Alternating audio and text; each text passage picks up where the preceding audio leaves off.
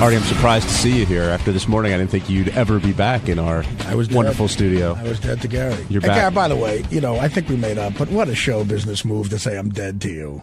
That's like a producer, like, Artie's dead to me. That's like what Jerry Bruckheimer says to you. I got to be honest with you. One of his charity hockey games. I got to be honest with you. I'm not so sure we made up. I mean, Howard said we made up, but we didn't. We never really made up. I came in here today to really tell 1/10 of the audience that heard you this morning you're sorry. Well, what do you mean? We don't have the listenership that No. I said this today. I think I made this point today when I said that I came in there today mad and I wanted to say mean things because I was mad, and I said some things I didn't mean. But see, you have to seriously. How do I know you didn't meet him? That's me, man. That's the tough part. Like you said, me. It's like, you know what I'm like? I'm like David Niven in the Pink Panther. It's all a lie. But it's just it's so hard to tell. You have to pick and choose. I've lost my credibility with you and Will. And others. And I give Will some credit, at least, for having the balls to come in, because he's not the only guy that... I like No, Will. but Will's not the only guy that grabs my ear and says shit. He's just the only guy that had the balls to come in and Who the fuck says shit? A lot of people. You both break each other's balls, but it seems like there's an underlying level of animosity between the two of you, and neither of you guys know where it's coming from. No, John. That's true. And it's true that there is, and it's true I don't know where it's coming from. I was very hurt by what you said on the wrap-up show. And let me tell you something. If we replay that clip, I think I'd be justified in it. If a coworker and a person who's supposed to be a friend says something like that about you, a blanket statement, he lies about everything. But I didn't say, I said, how do we know if we could trust him? And the funny thing is, myself... Let's calm down with that. No, have I ever done anything to you like where I really, really betrayed a trust to you? Like really a bad fucking thing where like I fucked you over, man. Like, you know what? Artie fucked me over. No, on a personal level, okay, well, that's what it sounds like, though. No, but how could you be so insulted that people might think you're lying about stuff? That's the part that's so ridiculous. Lying about certain things is fine, but you're not getting my point. Not to take my word on anything is what pisses me off. That's a blanket statement about me as a person, not as a drug addict or a guy with a drug problem, saying you can't take my word about anything and that I lie about everything. No, I don't. I don't say you lie about everything. Well, you just did. And you know what? I didn't mean that. What I do mean is that everything is now in question in my head. That doesn't mean you lie about everything. Then, it means everything's in question. Then that's your problem, man. It's a problem that's not that hard to have. It shouldn't be in question. It shouldn't. And I'm not the only one. I give Will credit. You keep saying that. You're not the only one. Let's talk about you. I'm talking about you. I'm not sure when you're telling the truth. That's me talking. That's it. I can't say it any other fucking way. I'm not positive when you're telling the truth anymore. Tell me one time outside of like drug stuff you think I've lied to you. I don't know. I'd have to go back and look at it. Because I've never done it, Gary. I guess not. Of course I haven't. You want to get on here and be interesting by just calling me a fucking liar. So I'm not taking it anymore. Okay, you said how you feel, and I said it's tough to know. All right, okay, good. It's tough to know then. I'm sorry you can't figure that out. Listen, I'm entitled to an opinion, Artie. Okay, then it's a dumb opinion. I'm entitled to That's your opinion. I'm entitled to think it's a dumb opinion. And you're totally entitled to think it's a dumb opinion. It's all entertainment, Gary. But how do I know when you're entertaining me or not?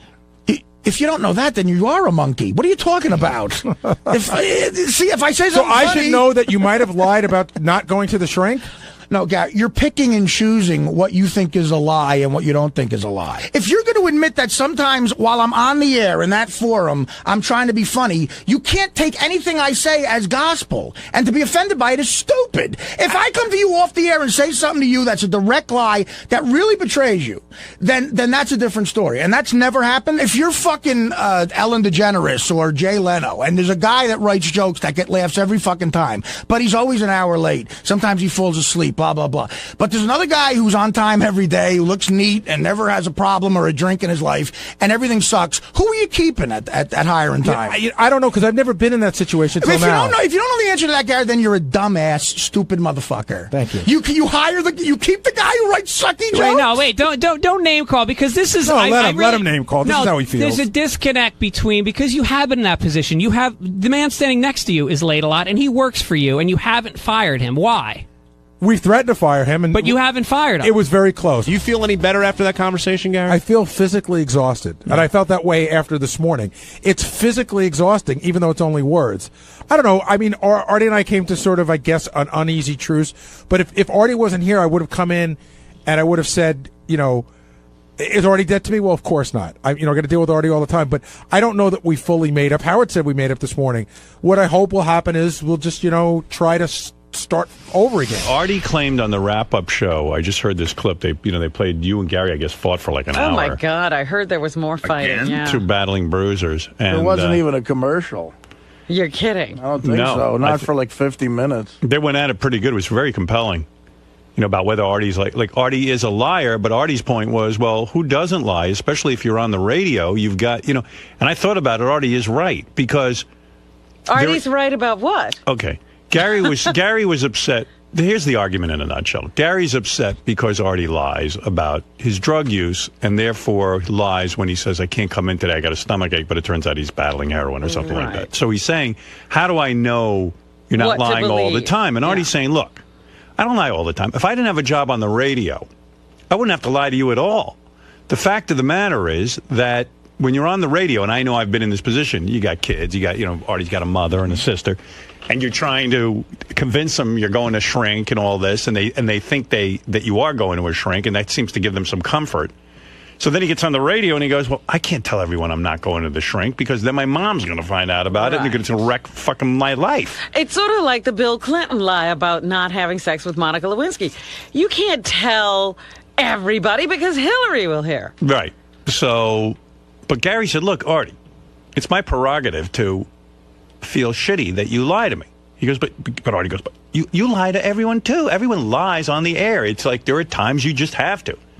And so, they went round and round. But anyway, in the midst of this whole, hostility thing that these guys were going through. This was a hostile argument. And Artie's a dirty fighter. Sometimes he called, a couple of times you have no brains and you're a monkey. Artie's very street. Yeah. That's one thing about Artie. Artie gets really down in the dirt. If you get into a fight with Artie, he's going to pull out all the stops. And he's going to bite you. I thought about this. Gary was more of a gentleman about right. it. Artie's the kind of, I see why his relationships fail. Yeah.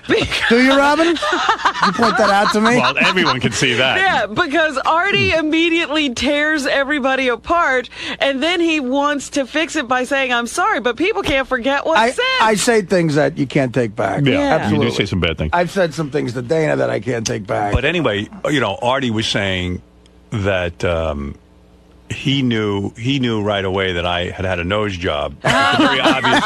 Wow. And that everyone, in other words, how I goof on Gary about his caps because we all knew. That wasn't me trying to say it's not as serious as what I'm lying about. But for years, people would ask and you would say no on the radio because you had your reasons for lying about it. He was waiting to get us to reveal ridiculous things so he could say, I have a nose job. I agree that everyone on the... You see, look. And 99.9% of the stuff I've lied about is drug-related, and it's all been on the air. It's like, how can you say any different? I tried to explain it to Gary afterwards. I said, Gary, the fact is that when you're on the air, and I've made the best attempt I can at being one of the most honest broadcasters in the country, but there have been times, in order to protect some people in my family and things, I haven't, I've been less than honest. Because you're on the air, it's a touchy situation, and you do have kids, and you do have situations where other people have not agreed to be so revealing. Yeah, definitely. So when someone asks you a question and involves someone else, you're like, how do I be honest here? And so you can't be 100% honest on the air unless you're insane. And in terms of disrespecting the show, I love the show so much, which is why eventually I come clean because I think that would be fascinating to people. I didn't have to sit here and say I bought piss. I didn't have to say I did shit my pants doing coke in a big costume. So where do you and Gary stand? I do that because I think it'd be compelling for the show. Where do you and Gary stand? Well, I called Gary Friday. Oh, did you? Because I did. I felt bad, and it got heated. It did, and we had a good conversation. Look, I apologized to him, and I even said there's no need for you to apologize to me. Do you think that's the end of it? I hope it is, Robin. I don't know. I'm in a bad way lately. I had an issue happen personally that was kind of shitty, and when this weekend? Last week, and I don't know. Lately, getting out of bed, the depression has been fucking.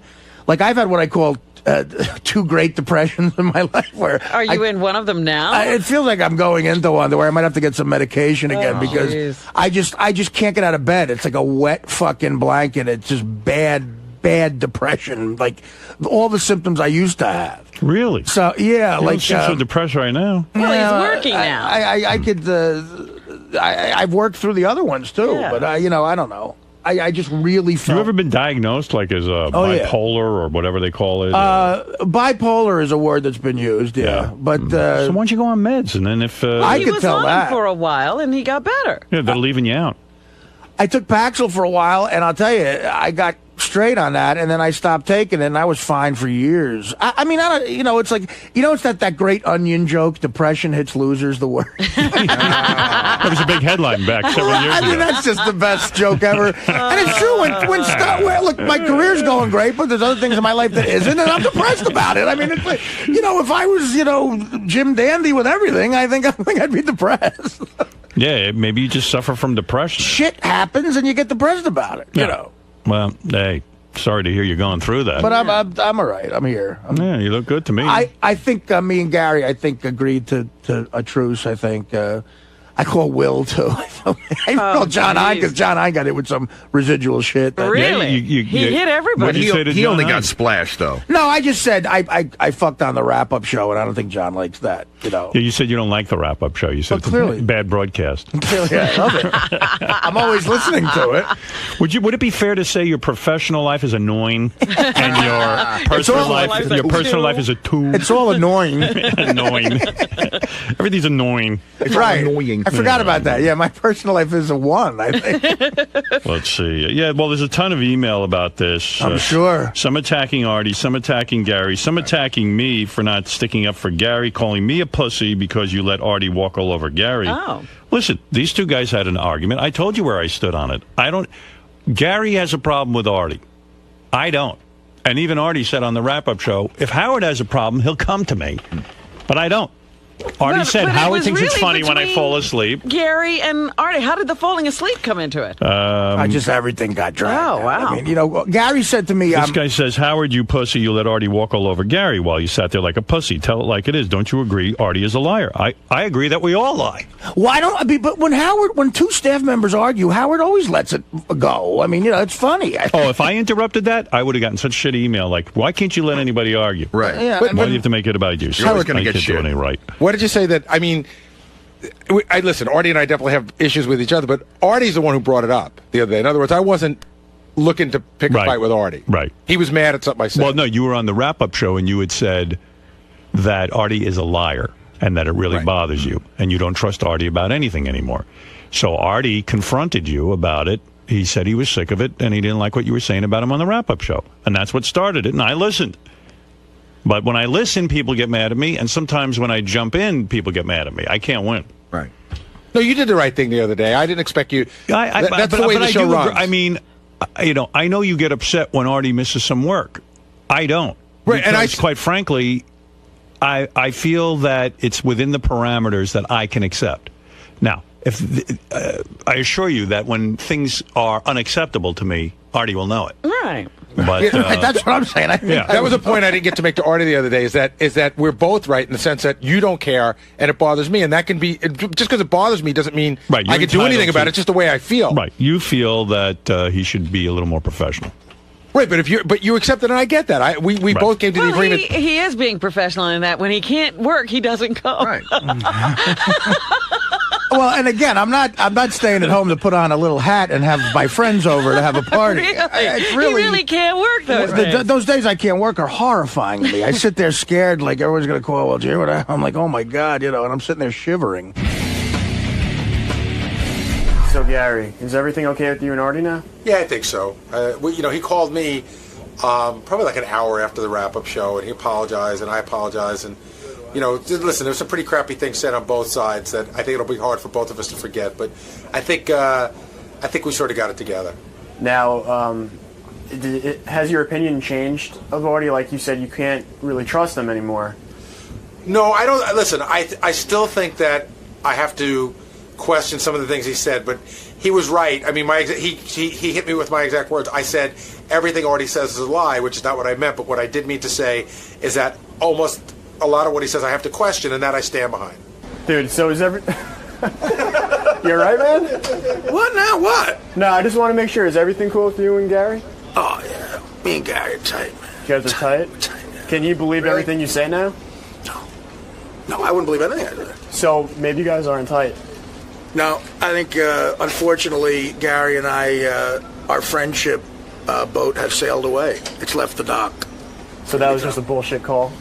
Now, the only person I have left to alienate on the crew is Brian Phelan and Scott DePace, actually. They're my only two friends right now. You could never. And they say I could never. I'll think of a way. I said this earlier on when I had this job. I will leave here. I will get everyone to hate me. This is what I do. I'm very good at this. And then they don't call me again, which is my goal. Although I've made Ted hate me years ago, and he still calls me. I don't know. So I don't know. I got to do something really bad to everyone here to get them to stop fucking calling me. Including you, whoever you are behind the camera. Who's that, Danny? Chris? Chris. It's Chris. Thanks, guys. Don't come back. Leave the dirt, cheese.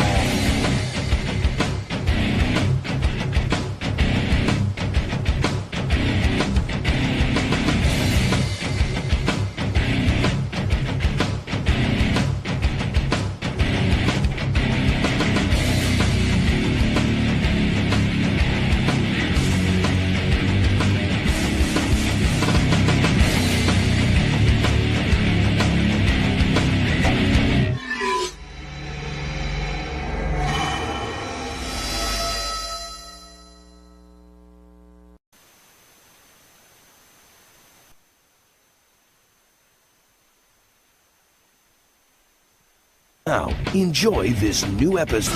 Yo, it's your boy Charlie Murphy. I'm down here to hang out with my man Howard Stern. We're going to talk about my upcoming show this Saturday at the Nokia Theater. If you're in town, you better come check it. Get your laugh on. It's me. I got my Road Dog Freeze Love. We've been putting it down all over the country, all outside the country. And now we back here in New York where it all goes down. Don't miss it. Well, we also going to talk about some movies I got coming out. I got Bar Stars coming out June 30th on DVD, and I also have coming out in the theaters in the fall, The Hustle. So we got a lot to kick it about. Probably going to talk about some of my old gangster exploits. We won't go too far with that. We're going to do, All right, man, have fun, gangster. Someone tell me Charlie used to be on that Dave Chappelle show? Yeah. He hasn't spoken to Dave Chappelle since that show went off the air. Really? I don't think anybody has. I think Chappelle had a complete meltdown. Yeah. He just said, fuck everything. Hey now, Charlie. Hello. What do you say? Charlie, good seeing you. We can have 5. How you doing? You got to get Give me more than 5, brother. What's the matter with you? Roosevelt. Good man. Yeah. The Roosevelt hand. Roosevelt forever. Forever. Let's hope it's not forever. Yeah, stay out of there forever. Yeah, let's stay out of there forever. You never go back to Roosevelt, do you? No, I don't go back to Roosevelt no more. Roosevelt is where Charlie's from and I'm from. Yeah. I don't go out there, And my kids are all grown, and there's no reason to go there. Yeah. I don't. The people that are there now, I don't really know them. Hell no. I don't want to know those people out there. Dr. J is from there. Who else? Dr. J don't go to Roosevelt. No. In fact, he lies. He won't even admit that he was from there. He says he's from Freeport. He says he's from Freeport? Yeah, he thinks that's cool. Who else? He has his own basketball court in Roosevelt, too, dedicated to Dr. J at Roosevelt Park. Flavor Flav is from there. He don't go to Roosevelt. No. Although they caught him a couple of years ago running around Roosevelt, Flavor Flav. But now he's too big. He's too big now. Now he's got stuff going on. Yeah. I was just saying how you still haven't spoken to Dave Chappelle since the end of that show. Well, actually, I have spoke to Dave a few times, but in the last, I would say, 3.5 years, I don't think anyone. What? My speculation is Dave had a complete nervous breakdown. Well, I don't speculate on it. Whatever it was, What? Come on. What do you mean you don't speculate? That was a major thing for your career to be on the Dave Chappelle show. It was very major, but, whatever's going on with him must be obviously it's something that he doesn't want to discuss with the public. So he doesn't even want to discuss it with you. Yeah. You're not the public. You're not the public. But I have access. Maybe he looks at it like, what if I tell him, and then, all of a sudden his career ain't going good, he needs something to spark it off. Now he's on TV spouting off about my problem, or whatever it may be, so. Right. So nobody knows what it is. there's no trust between you and Dave? I'm saying that whatever's going on must be bigger than, What do you think's going on? Give me a guess. What do you think's going on? I don't know, man. I don't know what it is. But guy's on top of the world. He has a hit show, making money. Yeah. Everybody wants him. The guy's a performer. This is what you work your whole life for if you're a performer. Yeah. I mean, but, I don't know. I have no explanation for, where he's at right now. It's strange to me. Maybe it's something really weird. Anyone else, but maybe he wants to become. Maybe he wants to become a woman or something like really weird. Like he's got a real secret. Like in 5 years, there's gonna be a new female comic that's real funny. Yeah, Davina. No, we're not going that far. Wouldn't that be weird? And then there'll be a big scandal. Guess who Davina is? Wonder what he does all day, Chappelle. Well, he does a lot of stand-up. What he does? Yeah, I think he does a lot of stand-up. From what I hear. That's the point I'm trying to make, man. I don't see him out there. I don't think he's doing a lot of stand-up. Me neither. I always hear stories about how he's doing 7 hours on stage. That was almost a year ago that happened. Yeah. These are stories, my friend. Hey, listen, you don't see him. He's you become just hear. legend. Now they make up stories. Well, I think he's going to be like the Boris Spassky. You think he gets up? He just vanishes. He'll come back in 10 years. And you think masterful performance and vanish again? Do you think every 10 years he does a masterful performance and vanishes? Believable. Do you think? He gets offered a lot of movies and stuff? He must, right? Because people are still interested in the dude. Yeah, man. Who wouldn't want to work with Dave Chappelle? I don't know, but anybody would. Yeah. But he's turning down everything. Yeah. It's weird to me. I mean, when you're a struggling comic for years and years, you're not making a lot of money. I mean, let's face it. And you're working hard. You're working hard. And then you get this huge success. But, he was rich before, a lot of people don't realize, he was rich before the success of the Chappelle Show. Yeah, people forget. I mean, he was Tom Hanks' best friend in You've Got Mail. He was in Con Air. Yeah, you don't get a lot of money for that. But I'm saying he was a comic selling out clubs all over the country and doing major Maybe he was the king of your retreat. From what I understand, he was rich from doing stand-up from before the show. Really? Yeah. When you say rich, what are we talking? You're not talking about like your brother, Eddie Murphy's money. No. That's mega. That's crazy money. That's different. Yeah. But the first day I ever sat in the Jackie chair, first day ever. Yeah. So it's May of 2001. Chappelle was in on the news, and afterwards, I knew him a little bit from clubs and stuff. We went for a walk. We were both going to the same place. Right. And we walked for about an hour in the city. And this is about a year before Chappelle's show hit. And he was saying how he already hated the movie business because he had to play Eddie Griffin's second banana and Undercover Brother. And yeah, that's my point. So he finally got to be the guy in front. But he had a lot of big network deals before that, very lucrative. Yeah. And my buddy who worked in advertising calls me up and goes, "Hey, Art, do you know Chappelle? We just heard you on Stern with him." And I go, "Yeah." He goes, "BBD&O, we got an offer from Right Guard." Oh, to do a commercial? Wow. And we want to pay him $750,000. Oh, no kidding. They're talking to you. Yeah. He made a lot of money, man. And that's the pre-Chappelle show, Chappelle. Wow. $750,000. Made a lot of money. What do I know? So that probably has a lot to do with why it may just be as simple as I have enough money. I want to be with my kids. I want to be there when they come home from school. It could be that simple, man. Maybe he never really had. This takes that from you. Maybe he never really had a struggle.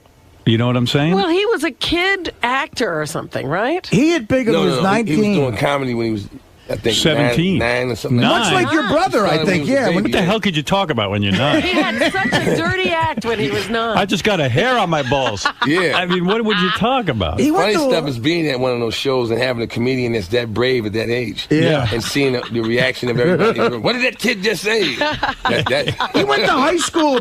He went to a high school for performing arts down by D.C., I think. Right. So by the time he was 19, he was a polished fucking, much like your brother, like a really great, polished stand-up comic. Been around. Speaking of your brother, what the fuck's going on with him anyway? You been talking to him? I know you talk to him every day on the phone. Well, wait a minute. He's just being a playboy right now. Yeah. He's having fun. Seen him at the game last night. He was courtside at the Lakers game. Really? But what we haven't talked about was him flying the whole family to some island. He didn't fly the whole family because I wasn't there. Marriage that never happened. No, I couldn't make it. So, but you were invited. I was invited, but I couldn't make it. It wasn't going to make sense for me, with my schedule to fly halfway around the world for one day. 1 day? Why doesn't he put everyone up for a week? No, I'm saying for me, because I had other obligations. It would have worked out where you're there for 1 day and then you fly back, you're jet lagged out. Then he married that broad, and then 2 weeks later he was divorced. No, they never got married. They never got married. I thought they had gotten married. They had a ceremony, but they said it wasn't real. He got married, Howard, but it was not legal in this country. Yeah, but why would you have a ceremony? Why would you go through the bother? It was a Fantasy Island wedding. Mr. Rourke did it. Rich people, man. They're all crazy. Yeah. They're all crazy. It was a Fantasy Island wedding. No kidding. Tattoo, Mr. Rourke. See, you're probably the only guy who could go up to your brother and, like, goof on him for that. You know what I mean? Say, what the fuck are you doing, man? What are you doing? Yeah, man. It was... Hey, it's crazy. That's Hollywood. That's Hollywood, man. You know what, though? He falls in love too easy. Eddie, he does, man. Well, he had just gotten out of that Spice Girl thing. That's the other thing, man. I hope Eddie's holding on to his money, man. I love Eddie Murphy. Eddie has plenty of money. That's one of the problems. You don't have to worry about him. Yeah, but you don't knock up a Spice Girl. You know she's going to come at him with all the lawyers. You know it, man. She has money, too, man. Who, the Spice Girl? Not like Eddie Murphy money, man. But when you have money, she doesn't have to have Eddie Murphy money. She's well off. She got enough money. Yeah. She still wanted money. Some of these girls are greedy bitches. I'm saying, but if you're well off, how could you justify wanting money? No, but some you're of these, well off. No, wait a second. Some of these girls are greedy bitches. No matter how much money they have. You can say you want it, but you're not going to get it. Yeah, you're well off. No, but she's still going to say to Eddie, listen, you're the father. You got to chip in. I'm not paying all. Even if I got $100 billion. And we had a human baby, right? The baby's human. Right. Okay, he requires the same thing as any other baby. Right. It doesn't need, my baby has to have, everything. Yeah, the baby has to have special artwork. I think there's some broads and some lawyers crazy enough to go, no, the baby's not human. It has special needs. Has special needs. Special needs baby. Yeah. But you're the uncle. This baby eats kryptonite. Yeah, do you get to see your nephew or niece or whatever it is? Have you seen the baby? I've seen pictures of the baby. But I've been on the road, Howard. I've been on the road, man. But you're the uncle. You like it ain't my baby. I only seen pictures of the baby. You know what I'm saying? Yeah, but you are the uncle. I am the uncle, yes. You are the uncle. I am the uncle. And I have a hard time seeing my own children, so... Where are your children, anyway? Right in New Jersey. In Jersey? Yeah. They're living in there? But you live where? I live in New Jersey. Oh, okay. I live with my kids. We live in the same house. All right. So I get to see them. Who does that anymore? Yeah, really. Well, I'm still doing it, man. You're old school. What are you, high? What's your story? I got shades on, man. You do drugs? What do you do? What type of drugs? Do you smoke weed? Absolutely. You do? You love it? You hear my voice right now, right? It sounds like you're smoking weed right now. You love weed? Do I love weed? No, I don't love it. I love people. Right. I don't love weed. No. I love people who can get weed. Yeah, I love people that can get weed. People that smoke weed and people that have no problem with smoking weed. How often you smoke weed? Quite often. Really? Every day you smoke weed? Quite often during the day. Really? Mm-hmm. Maybe you got a problem. So what? If that's your problem, with all the problems that these people have, man, come on, man. That's your problem. It's not a big problem. That's not a big problem. I mean, it's not a big problem at all, man. You got people that go to jail for snipping other people's shoes, man. Right. So that could be my problem. You smoke? I could be able to Charlie, do you sniff shoes? Howard, I don't want to talk about that on the air. You smoke with your bros or with your hoes? I don't got no hoes. Right. But yeah, I smoke with the bros, man. Yeah, you got a posse? Like you got. I don't have a posse. No, I don't have a posse. To me, that's unnecessary. Do you have male friends? Me, I got my manager, and I have my opening act, whose name is Freeze Love. He's normally with me, and that's it. But who do you hang out with on the weekend? I mean, when you hang out with kids? Your kids, I know, but not 24 hours a day. Even your kids don't want to hang with you that much. If I'm not with them, guess what? Then it's by myself. Because really? Because work, you're always around people. And when do you write your comedy? When do you do that? When I'm by myself. When you buy, that's when I can think of stuff and everything. But when you're entertaining other people or engaging with other people, nothing new's coming up. Right. You got to recall that. Yeah, you're pretty serious about this comedy, man. You really. Oh yeah, man. I had to be serious about it because I knew what I was up against when I got involved. I knew what everyone was. Their first thought. Oh, okay. Well, your brother. We'll see what's going to happen with this. Your brother finally gives you some respect. He gives they you all respect. give me respect now they do. They see me last. Right. But in the beginning, the first couple of years, it was like, okay, yeah, all right. Yeah, right. Eddie Murphy's brother. Big deal, right? Then all of a sudden, man, you come out and you're a funny dude. I've been around. Man. Fuck everybody. We went over to Sweden, right? Yeah. And I remember I told him I was going over. They was like, "You going where?" I was like, "We're going over to Stockholm, Sweden." Oh, really? For what? To do comedy. They got real quiet. To do comedy. I said, "Yeah." Hey, tell me how it was when you get back. I said, "Okay." I went to go on stage. The dude introduced me. Slatten, Charlie Murphy. I was horrified. Like, oh no! But you know what? The show went just as well as the shows go here. Really? And the big thing I had left out of the equation was that the people over there, not only do they speak English, they speak 4 other languages too. Yeah. Fluent. Right. And they can understand, sensibilities in all of those languages. But do they understand where you're coming from? They understood me. I'm going back. You're going back to Sweden? They have me back over to tour the whole country. Look at you. So yeah, it was great. And you can see Charlie Murphy in Bar Stars, available on DVD June 30th. What's that, Bar Stars? Bar Stars is a movie I did about 2 years ago, an independent film. Right. It's funny. The movie is a lot like in the vein of Superbad, the same type of humor. Right. And I did it because it was going to appeal to young people. It's these guys in college, and the film was funny. He was spoofing the bar scene over a 3-generation period. Right. I actually worked the door at this bar for 30 years. Like, you see me in my young 20s, and then I'm in my 30s, and I'm still there. I'm in my 40s, and by now I'm kind of bitter. Yeah, and you're still I've been dealing a with the doorman same for thing. 30 years. It's kind of like Van Wilder. I mean, he was in college for 11 years, wasn't it? That was the theme of it. And you're the doorman for 30 years. 30 years. That's Ryan Reynolds, by the way. You like that movie? I know, Van Wilder. Van Wilder, Ryan Reynolds was in there? Yeah, he was a Van Wilder. He's the guy. Yeah, we had Alanis Morissette, and he just broke up with her. He went off with Scarlett Johansson. That's got to suck. I was thinking about that. That guy's lucky. He had both of them? Yeah. Oh, he fucks like a rabbit, this guy. Talented guy. Talented. He's good looking. That's his thing. He's not so talented. Yeah, that's his talent. That's a talent. I felt real bad for him. He knows how to give up a great profile. Imagine, like today in the paper, front page, Scarlett Johansson. Everywhere she turns is Scarlett Johansson. Scarlett won't go away. When I break up with a woman, I hope she's like a loser and she never dates she just again. never gets press again. You don't want to see your woman. I even feel like your brother with that wife of his. She's out every night with some guy. Who is she dating? Strahan? Yeah. Strahan. Yeah, she was Strahan. Yeah. That's what I'd be saying. I'll tell you, if I was single, I'd date her myself. She's got a lot of money. She got Eddie Murphy money. And she's good looking. Except she got kids. No comment. Yeah, it's a weird scene, huh? But look at you all straightened out. No comment. No comment. Well, you can't hang out with Eddie now because he's all single. Right. Why not? You should date her. I'm a grown man. I can hang out with anybody I want. You should date Eddie's ex-wife. That would be the greatest thing ever. Nah, man, nah. That's like Michael Jackson kind of Did you get some of that? You heard about that? Yeah. Yeah, What's going on with Michael Jackson? Well, the family. They got two of the family members. What is it? Jermaine and Randy got a baby with the same one. One was married. Can you Jermaine imagine? just got divorced from her. Can you imagine if you said to your brother, "Listen, I'm dating your ex-wife." Your brother would I would get stolen, man. That's how it goes down. That's crazy. Bananas. That's bananas. That's no. Although you'd have Eddie Murphy money. That's bananas. I wouldn't want that kind. That's bloody money, man. You got your own money now. That's bananas. You goddamn right. Look at you, man. We don't get down like that. Yeah, you're doing good. So who you voting for? I'm doing the best I can. Who you supporting for the? I hear you're a McCain guy. A McCain guy? Yeah. I'm gonna tell you something about McCain. Uh-oh. I got a lot of respect for McCain because McCain is a warrior, and that's to me the most masculine form of a man can have. It's the most masculine you can be. He flies fighter planes and all this other stuff. Fucking guy went to Vietnam and lived in a tiger cage for 5 years. He was a good-looking guy, right? Too. And that's why I'm scared of him now because he still remembers all that stuff. He's still angry.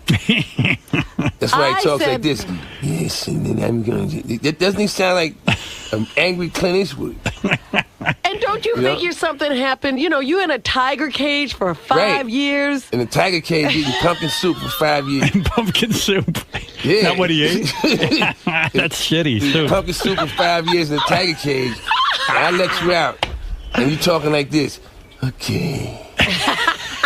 So I take it. Straighten this out in a little while. We're going back into NAM. Yeah. You think if McCain gets elected, he'll go back to NAM and straighten things out? Possibility, man. Buddies. It's a possibility to go back to NAM. So I take it you're for Barack Obama.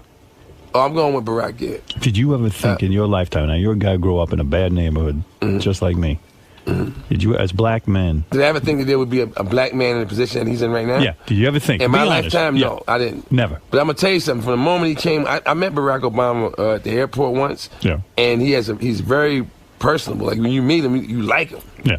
Immediately. Right. And when he showed on the scene and he gave his message, to me, what he was saying makes total sense. If you're the guy that's talking about... Because that was one of the beefs I had with all the presidents. Right. You're one of the guys that's talking about, I'm going to do something that's going to actually help you individually. Right. It's going to touch you personally. Yeah, that's the guy that, nobody ever came to me. Nobody ever had a message that added up to that for me. How is he going to help us personally, though? Well, I don't when he's understand. talking about doing things... What's he going to do? To reinvest in the infrastructure of America rather than to be reinvesting into the infrastructure of Iraq. And that's going to help Instead you? of building roads, yeah, it's going to help me. I thought he was going to buy a joke from you or something. Well, now I'm talking... he's talking about, upgrading the school system here. That's going to help me. Of course. You know what I'm saying? Yes. So, yeah, those are the things I want. I'm interested in. I'm not But do you really think of him as black? I mean, I think of him as white. I don't think of him as black. I think of him as green. I think of him as white. Green, man. He's green. He got a white mommy. He has a white mother and a black father. That's what I'm saying. But the black father didn't raise him. In Roosevelt, we used to goof on guys like that. We would call them, white people. Quite frankly, like I said, he grew up in They used Hawaii. to call him Zebra. There was Zebra. There were no brothers in Hawaii to help him out, try to figure out what was going on. I think maybe that was a good thing, though. He grew up in Hawaii. The fact that he was raised the way he was raised was a good thing, because some of the things that he may have picked up may have held him back. When he'd be not knowing when to shut up or don't take it there. Don't take it there because now you sound like this one. Right. He never came with he never came off as a radical. He just came off as a dude that was coming with a message that was about everybody. But don't you find he's studying black now? Like he's trying to learn. Well, he became black as an adult. Yeah. That's what I'm saying. He's trying to catch up. He didn't even know what one thing about being black. He hired that Reverend Jeremiah White to turn him more black. Well, one thing about being black is inescapable. You're black, and everybody around you will let you know. Right. If you don't know it, somebody just ask anybody within 6 arms reach, what color am I? And they'll tell you. Well, now that he's the Democratic nominee, white people are saying he's not black. Right. I say he's a white. We still do not have a black nominee. We have a white nominee. Well, that's a white man. He's as white as white could be.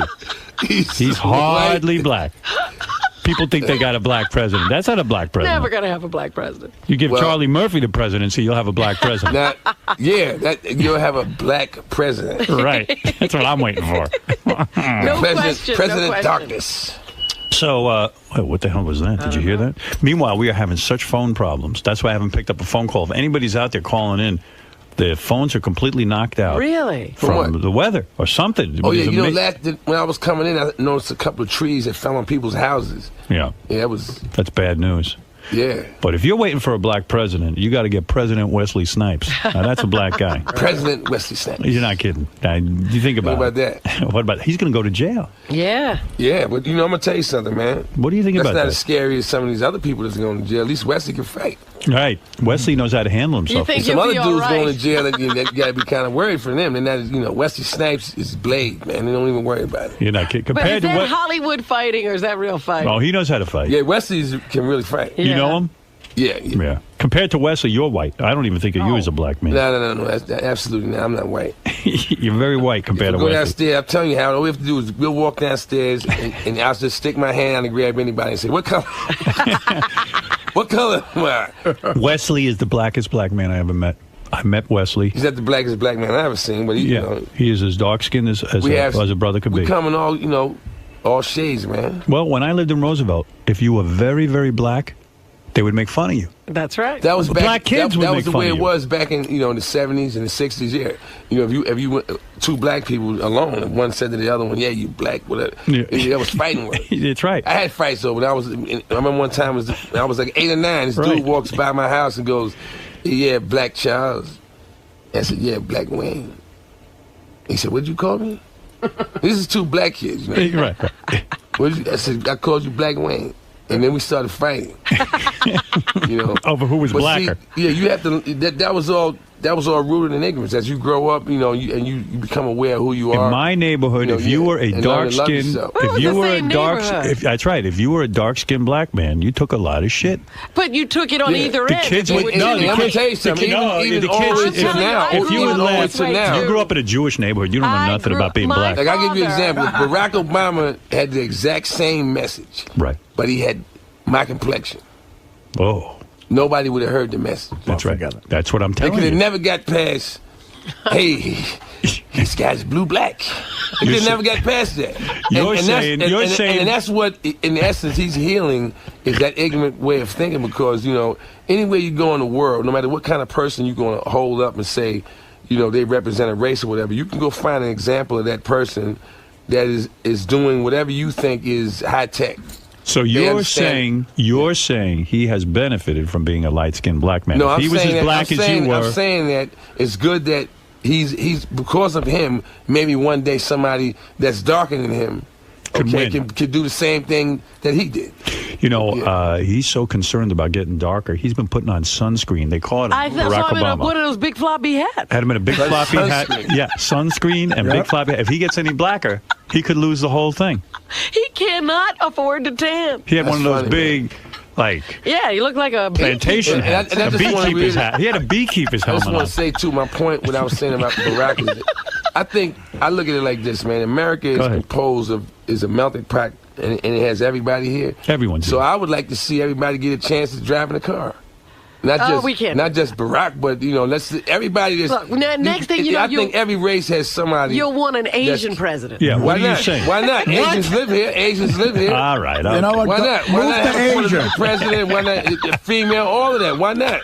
I'll have a black president, but not an Asian. It should always be about who's going to pull together and make everybody. We almost had a broad running things. Look at the bullet we ducked there. Jesus Christ! Oh my God! Could you fucking imagine? I felt bad for Hillary Clinton because before Bill Clinton used to be an honorary black man, and now the election happens.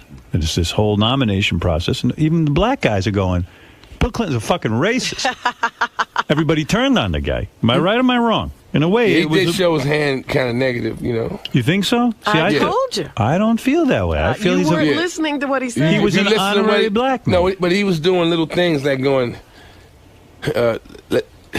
be sure you know what you're doing now. I mean, you're going to have to live with the decision you make.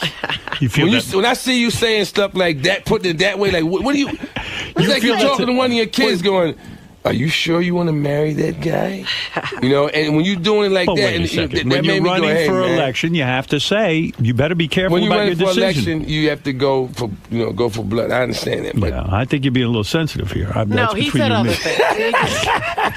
Look, I'm as black as you are, and I know what I'm talking about. You know what Barack should do? He should hire a real black guy to stand next to him so he always looks white. Like Yaphet Kotto should be. Barack is a real, trust me, he's a real black guy. Whether I'm sure he knows it, but I'm saying whoever out there doesn't think he is. Well, he's half white. No, we're trying to get him elected. Check on it. He's not black. Yeah, Charlie, listen to me.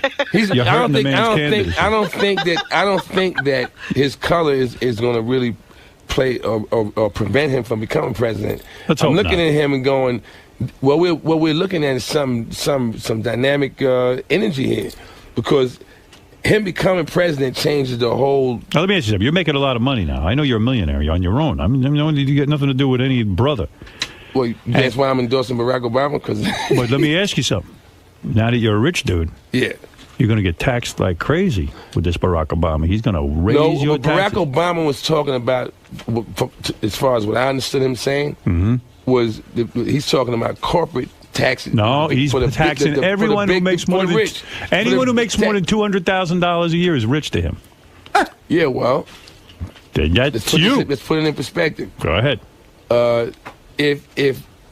If my taxes are going to go up, okay, to help somebody who has nothing. All right. Okay. And you show me that this is what's really going down. It's not like you're just taking my money. Aren't you paying enough taxes though? Can't they fucking spend this money properly? I'm living comfortably. You know what I'm saying? Yeah. I live comfortably. So, I pay a lot of taxes, but then I go, well, I live comfortably. How many houses you got now? Anybody, I have one. You have one house. Anybody that's rich, that they pay a lot of taxes, right. but they live. And I look at their house. Their taxes are not preventing them from living in the house they live in. That's true. So that's how you got to look at it. All right, man. That's how I look at it. All right, we'll see what happens. I'm not arguing with you. Listen, we got to talk about the big show you're doing. The big show. Charlie's one funny dude. Mm-hmm. Guy knows what's going on. He's been observing life for a long time. Observing. He seems to know what's happening. You hear him on this show. He's funny. He's got a way of putting things. And I've also had some extreme experiences. Like what? What's the most extreme experience you ever had? This year? Yeah. Okay. I slept on the freeway in West Virginia. What do you mean? Why would you sleep on the freeway? Okay, let me explain how that happened.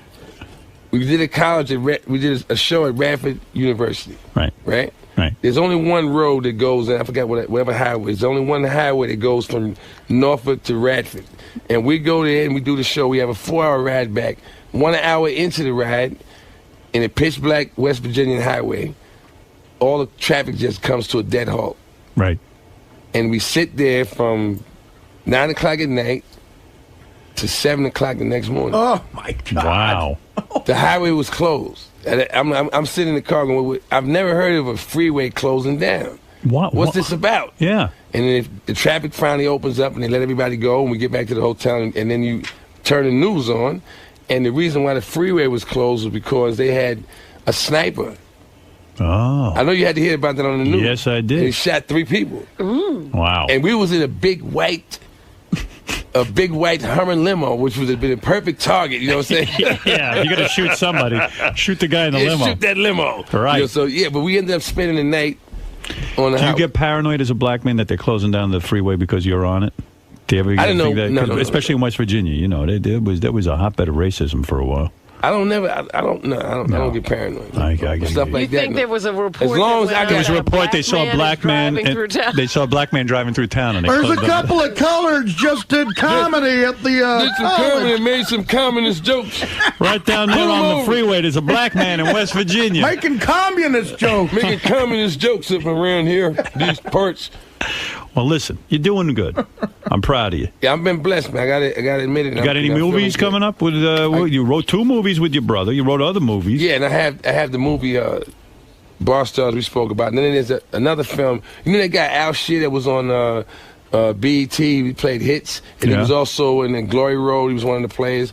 And he's on Ashton Kutcher's Punk. He's just like his sidekick. Me and him did a film together. It came out real funny.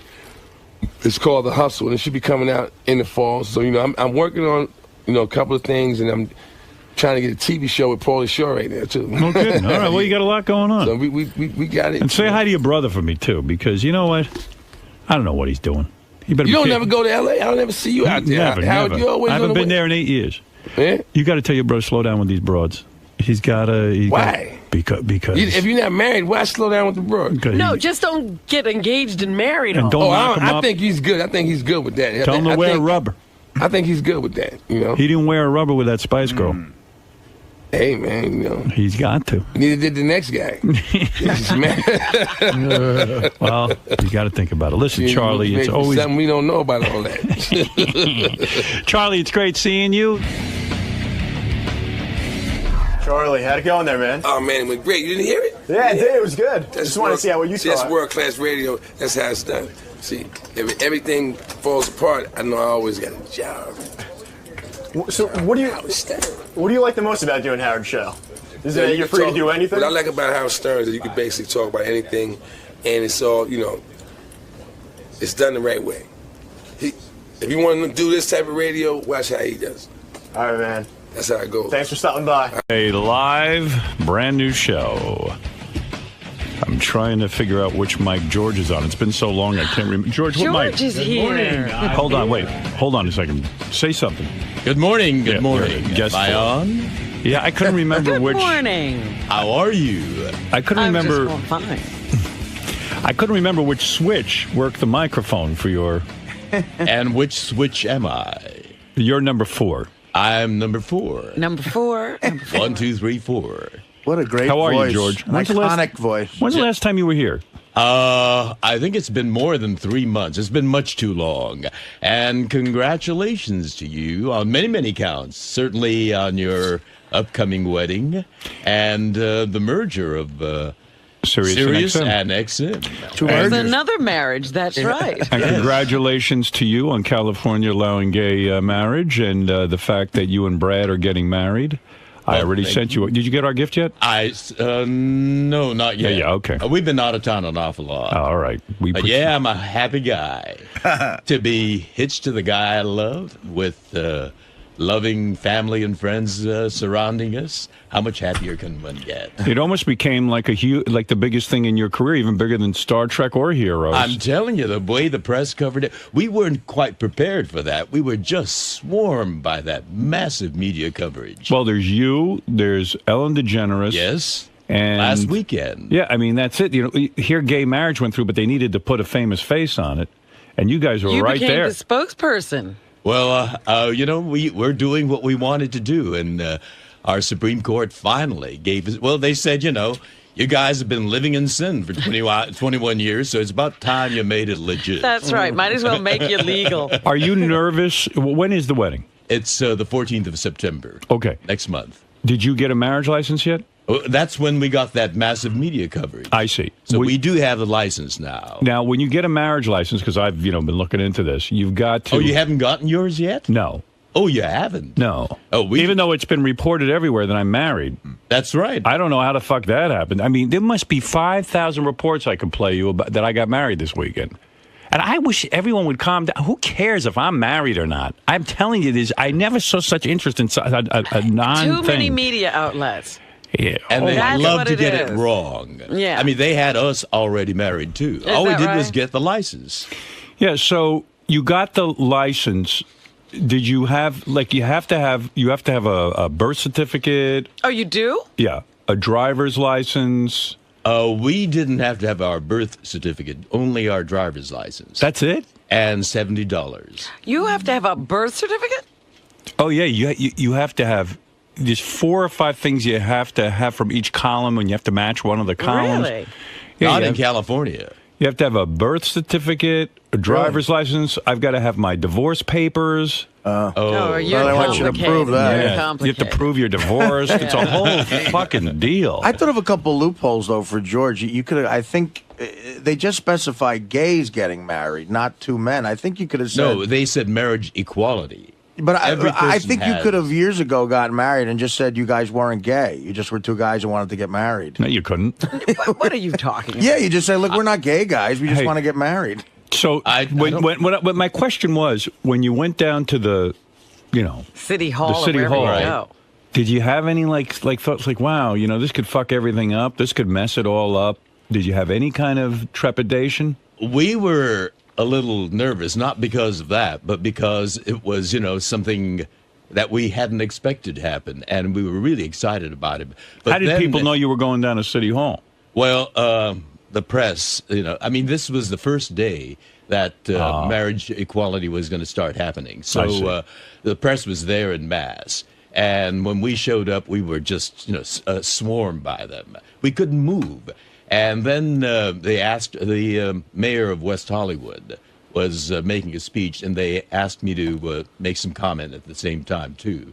And so I said, may sweet equality live long and prosper. This is a big career move for you in a way. I mean, I never saw so much publicity. You're on fire. Do you think he's getting married just for his career? I think it's for Brad's career. I don't think so. Yeah, Brad's become a name now. I know. Mary Ann from Brooklyn, you're on the air. Good morning. I was going to congratulate you. I wanted to be the first caller, but I can't believe I was sucking into that. It was all over the post, the computer. People were calling me wherever I went. People said, I said, yeah, I guess. Barefoot on the beach. I knew it couldn't be at all. No. We first. Tell me, I would tell you when I'm getting married. I told you, we're having a family thing and a thing for our friends. So why did the Post print that? that? Why? Everything they print about me is wrong. I mean, in fact, I spoke with Lisa G through a third party, and because I said, well, according to Lisa G, and Lisa G said, look, I never reported that. I reported that Beth was going to wear a sundress or something with your family. Right, and barefoot on the beach. Something like that, and that's not even true. I don't even know what that is. So here's every media outlet reported it, and it's completely false. Could I give you my take, Howard? Is it going to be around like the Labor Day weekend when you have vacation? You know what? I don't even want to talk about it anymore. I'm sick of it. I'm actually starting to get, what do you call that, cold feet. Not because I have any doubts about Beth. I just don't like all of this hoopla. It's too much, Howard. It's too much for me. I'm not George Takei. I can't handle it. He can't take it. I can't take it. You better talk him down. It's for you and your family to be proud. I should have just taken her off somewhere and married her. That's what I wanted to do. I love you so much, Howard. I saw your tattoo on your ring. It's hot, sexy thing, Howard. If it wasn't Beth, I wish it could have been me. No, you don't. Even trust you me. laugh at that. I love you. You don't want me mounting you. Trust me, Marianne. I love you, All right, Howard. thank you very much. Congratulations. You have no anyway. idea what it's like when I mount a woman. Are you getting helicopters flying over your place? No, nothing like that. Oh, good. Yeah, it's enough already with this marriage stuff. I know. I'm like the bride-to-be here. Poor Brad. I saw him on the newscast when you guys were getting the marriage license. He looked like a deer in the headlights. He does not like being on camera. He looked like he was frozen. He gets very nervous very easily. Yeah. And the cameras and the photographers and the crowd really shook him up. Was it a romantic night, the night that you went and got the marriage license? I mean, here you'd been on TV. The two of you had been interviewed. Was there sex involved the night that you got your marriage license? The night before was wonderful.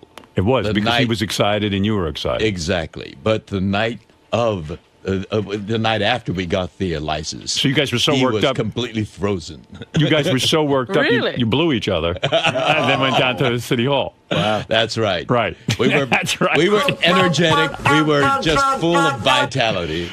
Oh, wonderful. Let's go down and get the license. Oh. It was a happy occasion. Why not celebrate? Getting the license. Now, in a situation like that, do you switch off positions? I mean, of course. Like, who gets it? Or? You don't have to be gross. Come on. That's very personal. We're all thinking you brought it up.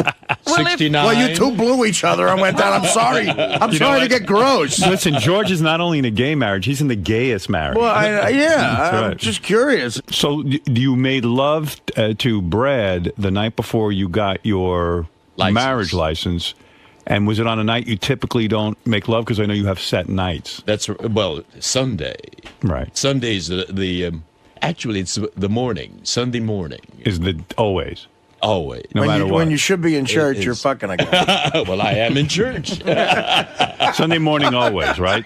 Sunday morning always. Right. And then this was not a Sunday, was it? No, it was I think it was a Monday. Monday. So So Sunday you had your normal sex. Right. And then Sunday night we did. And Sunday night you did because of Monday. So it was a double header. And Monday night, nothing happened. We were exhausted. Well, I could have gone. So you wanted to? Well, Monday night is when you watch football. So why would you? Brad was all frozen up. He was so he was a nervous wreck. Really? Yeah. I understand that. Is he getting cold feet? We're talking to George. No, maybe because Brad is getting cold feet. because there's he's not used to all this attention. I mean, I understand. But they were at home. He was going down to City Hall, and reporters are going to cover this thing. And what about your penis? The one show, Good Morning America. I think it was Good Morning America. You guys were next to each other, and Brad, he was had a smile concreted to his face. Yes, that expression never changed. And he kept you guys did look like the happiest two people alive. We did feel which great. was nice. Brad looks like a guy who's not out of the closet and just got outed. He's just like, it's hard on Brad. It is hard. But you don't think this will have any deleterious effect? Deleterious? It's going to be a joyful thing. You don't see it changing at all when you say those vows and now you're committed to each other? Well, we've never gone there before, so we don't know what's going to happen.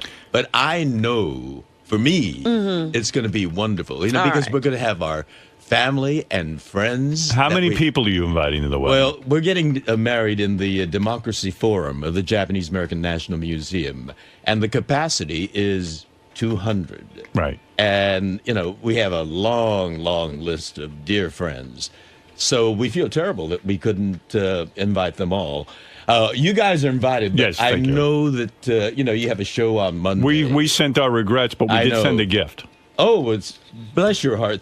We thank you so much. That's very thoughtful. Yes. We haven't seen it yet, but we appreciate it very much. It's very kind of you. And I Artie, made a donation. Yes, I know. You were so generous. Thank you. And that's very important what Artie did. Because what did he do? He gave a very generous donation to the Human Rights Campaign. Well, that's what it said. In the card, it said he could either send money or...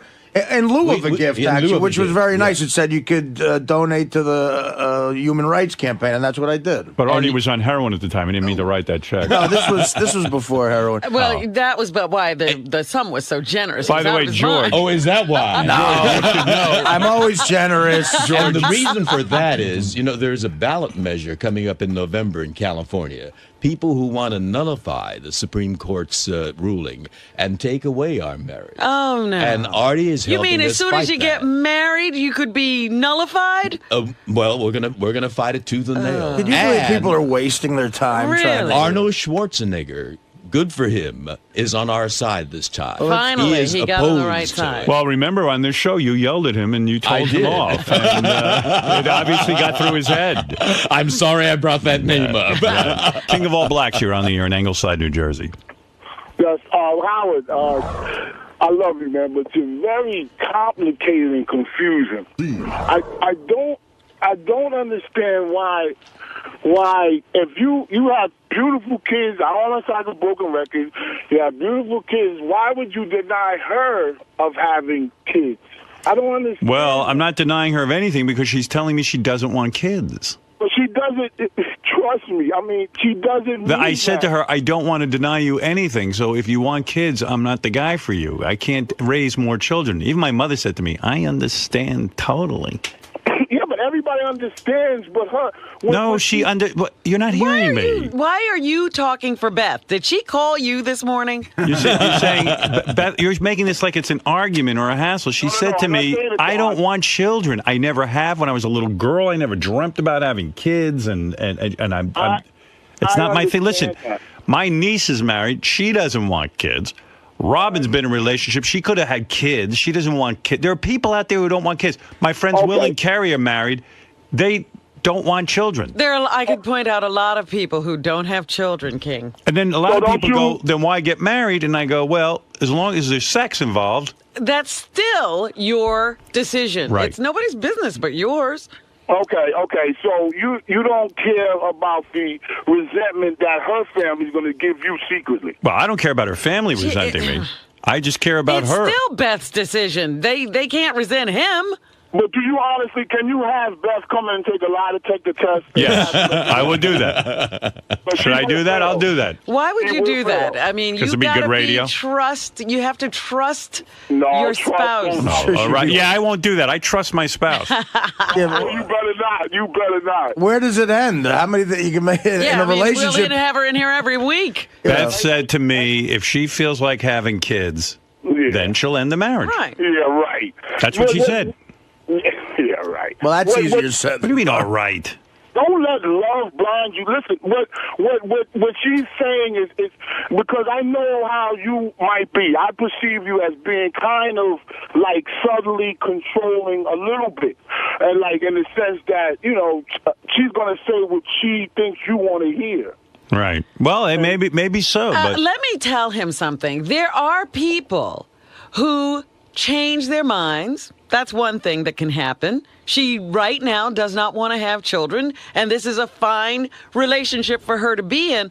But there are also people who say, you know what, I want to be with this person so much, then I'll give up that dream because I want to be with them. Well, she's the first one. She told me last night she loves being with me. Right. As I was sitting there goofing on the Olympics. Well, obviously she loves being with you, and you love being with her, but she's still saying something that she thinks you want to hear. No, that's not necessarily the case. This is so silly. Just stop it. You think he doesn't even know her. Why are we listening to him? Let's say Beth and I broke up. You think Jillian Barbary would leave her husband for me? I think she would. Listen to the way she's carrying on. I think if I called her and said, look. I think the Grant is only safe as long as you're hooked up. Yeah.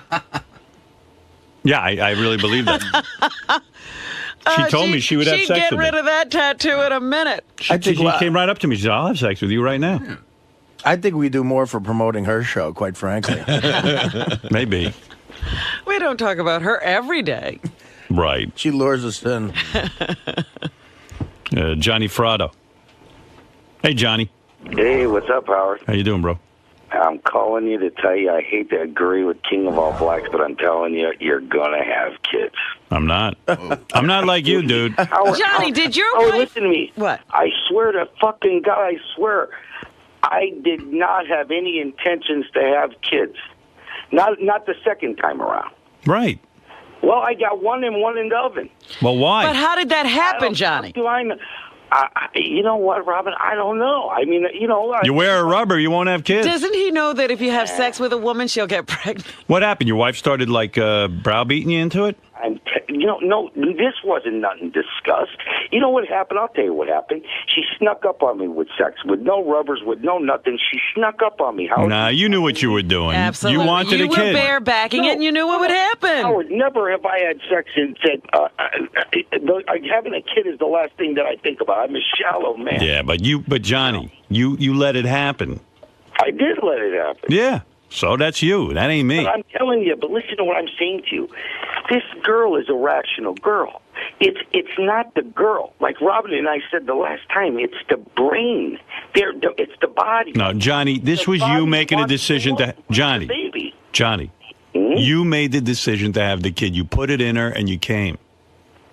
Yeah, but I mean, that ain't me. I honestly didn't. I never once, while that was going on, did I think, our kid's going to result from this. I know that's very retarded, but honestly, I never gave that a thought at the time.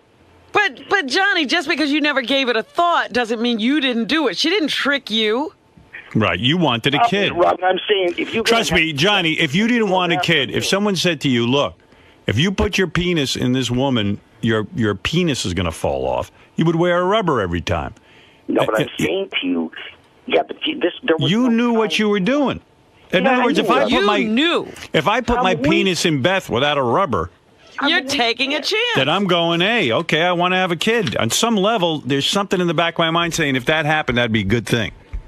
She wants a kid, I'm telling you right now. Well, you don't know this girl. She's too, because see the thing with the animals, like I told you, a long time ago, we had a dog, there was a dog, dog was the baby, everything was fine, ask her where the dog is now, dog's in Iowa. The dog got shipped out? Oh, the fucking dog, talk about and the motherfucker turned on me. Because he thought, she didn't want him no more. The dog was the baby. She bought clothes for the dog. The dog had little feeties and coats and sweaters and all kinds of stuff. And I thought, okay, this is perfect. We just keep dressing this dog up. It'll stay little. There's the play. All of a sudden, down the pike, here comes a baby. Now here comes another one. Wow. You know what I talk about every day? Baby names. Yeah. That's all we talk about. And you hate kids. I do hate kids. That's the fucked up part of this whole deal. I know. You're not even happy with your kids. No, I'm not. No, they've been a big disappointment to you. I raise them bad. That's what the problem is. I raise them. You're not a good father, right? I'm a terrible father. Right. Well, I buy them a lot of shit and everything, but they want to talk to me and stuff like that. Yeah, what's up with that? I know. I'm in therapy. I had to learn how to talk to my kids. Buy him someone to talk to. Listening to all this. I'll tell the little kid, go talk to Johnny. He's closer to your age. You know what I mean? You have a lot more time. Poor Johnny. He likes you. Why, Johnny's in the room now playing. They fight over Guitar Hero. I had to go in there yesterday and tell him, okay, both of you motherfuckers, shut that thing off. Yeah, play good. Johnny's 29, he's 7. 29 and 7. That's an age spread. I'll tell you, Johnny, I don't know what... And play Guitar Hero. I don't know what you're doing with your life. I'm trying to figure. I'm trying to save your life right now. Well, you are. I'm telling you. I'm not having kids. Beth, I'm telling you, Beth is. You can see just from pictures of her how she is a very. I'm telling you, it's coming. So then we shouldn't get married. No, but this is Johnny saying this. I know. Johnny's ruining it. Sure. Nail Jillian Barbary when she gets to the wedding, not before the wedding. Not after, before the wedding. Right. All right, listen. You get your revenge in advance. Johnny, I got to move on, but thank you for the call. You know, Howard, listening to this discussion, it makes me so grateful I'm gay. You're not kidding. It eliminates a lot. We can have sex and not have that anguish at all. I have a gay friend who once said to me, he goes, oh, man, he goes, if I was heterosexual, things would be so much less complicated. I go, no, just the opposite. Really? Yeah. There are no accidents in gay sex. No. Anything goes. You'll be fine. No babies involved. It's the way God meant it to be. Well, I don't know about gay. that. Babies would be at our choice. That's right. That's what I'm saying. You can't accidentally do it. No. Will and Jason had a bachelor party over at Rick's Cabaret at on Thursday at noon. Yeah. They say Sal goes over there for lunch every day. Like he's like a regular at Rick's Cabaret. That's where he has lunch? Well, they said he's so regular there. Like when he walks in, he's like, oh, hi. Like he'll walk up to her, go, hi, how'd your engagement party go? Like he knows personal stuff about the girl. Right, Gary? Didn't you tell me like when Sal walks into Rick's Cabaret, like they said he's like Norm from Cheers. Everybody knows him, and they said he walked up to a waitress and was asking her about her family vacation. Hi, Sal. He's her emotional friend. You go, hi. Gary said, like, he left the bachelor party. Sal was still there. Like, how many hours did Sal clock in? I didn't go to the bachelor party because I had my kids with me. So the bachelor party started a little bit after 12. I needed to call Sal. I called him at 6:20 on his cell phone. Nobody answered. I called him at home at 6:30. His wife answered. She said he was still at the bachelor party. And he called me back at 7:30. He goes, yeah, I just got on the train. So he'd been there for 7.5 hours. And I heard he told his wife the party started at 2, so he could squeak a few more hours out. Let me ask you something. True. Where were the bachelors by 7? They left at 4:30. Well, dude, what do you do there for 7.5 hours at Rick's? It's like anything else. When you're having fun, time just flies. Right. Yeah. You know, you didn't realize what time it was. No, I thought it was like 4 o'clock. I had no clue. Back in the old days, I used to do 7-8 hours at the strip club. Used Did to hang you really? out. Sure. Right. Isn't it wonderful? Yeah. Isn't it wonderful? But yeah, I don't know what I've only been to Rick's about 3 times for lunch, and when I go there, I'm very personable. It's important to be nice to people. And 3 times you know about a girl's family vacation? What do you go in the back room or where? No, I don't do that. You don't go in the back room? Can't afford it. Can't afford the back room? No. Yeah. But it's a good time. Do you have one girl that you're really into over there? No. You're into them all. You don't have a Rick's wife? No. When you're married, any girl is good. Right. Lisa G is here. Lisa G from Howard 100 News. What Lisa. a weekend. Yeah. Lisa, what's going on? Oh, I don't know where to start, Howard. There's so much stuff. You know, you talked about Jason and Will's bachelor party at Rick's Cabaret, but what you neglected to mention was that Ronnie the limo driver paid a dancer to give a lap dance to John Hine. Mm-hmm. Well, this dancer, Avalon, is now $20 richer without having to do the lap dance because John refused. Yeah, John's like way into his wife and no lap dance, no masturbate. He takes his marriage seriously. Yeah, he really does, and he's like, he never masturbates. He only has sex with her. I don't buy that. You know, Tom used to say that too. Remember, Tom Chiasano gave up masturbation because he thought it affected his marriage. You know, I think people are still afraid to admit they masturbate, and you know, like. You're telling me you think John Hine does it and doesn't say? I know he does it. Oh, okay. I mean, there's no, sometimes you just do it. And it's not because you don't love your wife, and it's not because you have a sexual problem. But you're saying he consciously does it and won't admit it. Yeah, he's embarrassed to admit it. He doesn't want his wife to know. But I'm telling you, he masturbates. Not a lot. I mean, I jerk off, like, if Beth's out for the night and I got some porn, Like I told you I watched Strap on Sally the other night, and I'm not ashamed to admit it. And I had sex by myself. I think one of the major influences you've had on society, without question, this is all you, as far in my head, and it's a positive because it's more honest, is being okay with admitting to masturbating, watching porn, like, you know, the small penis thing. Like every guy, it's liberating. Aren't doing it. Well, the fuck politicians, but I'm saying but guys in general. But it's right. It's odd now since Howard became sort of a big star that a guy isn't willing to admit that you masturbate, and John clearly is. I know a couple other guys who say I never masturbate. How's it true? It can't be. John loves this show. And I would assume would only be honest. Right. Now, some guys don't want to tell their wives that, you know, some guys don't want to admit it. You know, even all the years I was married, like I'd come on the air and talk about jerking off, and then, you know, even my wife would say to me, gee, did you really jerk off? And I'd go, no. Oh, you wouldn't admit it at home. I wouldn't admit it to her. And like, you know, and like I decided now in my new relationship, I'm honest. I tell Beth, I beat off. I beat off. Yeah. I did. You were out, and I beat off to Strap on Sally. Creates an even admit that it's to Strap on Sally. And she goes, I want to see Strap on Sally. And I said, no, because you're going to think I'm disgusting. I mean, really. And, you know, because I know she's going to be like, oh, those girls are so gross. Meanwhile, it's Carmen Levana and all these girls, and they're hot. That's nice of her, because maybe she wants to watch it to see what turns you on. We are shocked at what you think is hot. I know. You guys don't get it. They just don't get it. But Chicks say when you're like a filthy broad. Right. Like but everyone masturbates, and everyone has sexual needs. John, get in here and defend yourself. Hey, Robin, What? like you masturbate now that Jimmy's not with you, right? Well, I masturbated during. You did? Even Lisa G masturbates, right, Lisa? Not now. No? Why? Just, I don't know. I think it's a phase I'm going through. See, I don't believe that. You're abstaining from pleasuring yourself. And John, I believe that you turn down the dance, and that's great, but I do believe you masturbate, and I think you're embarrassed to admit it. Why? I don't know. Because you are.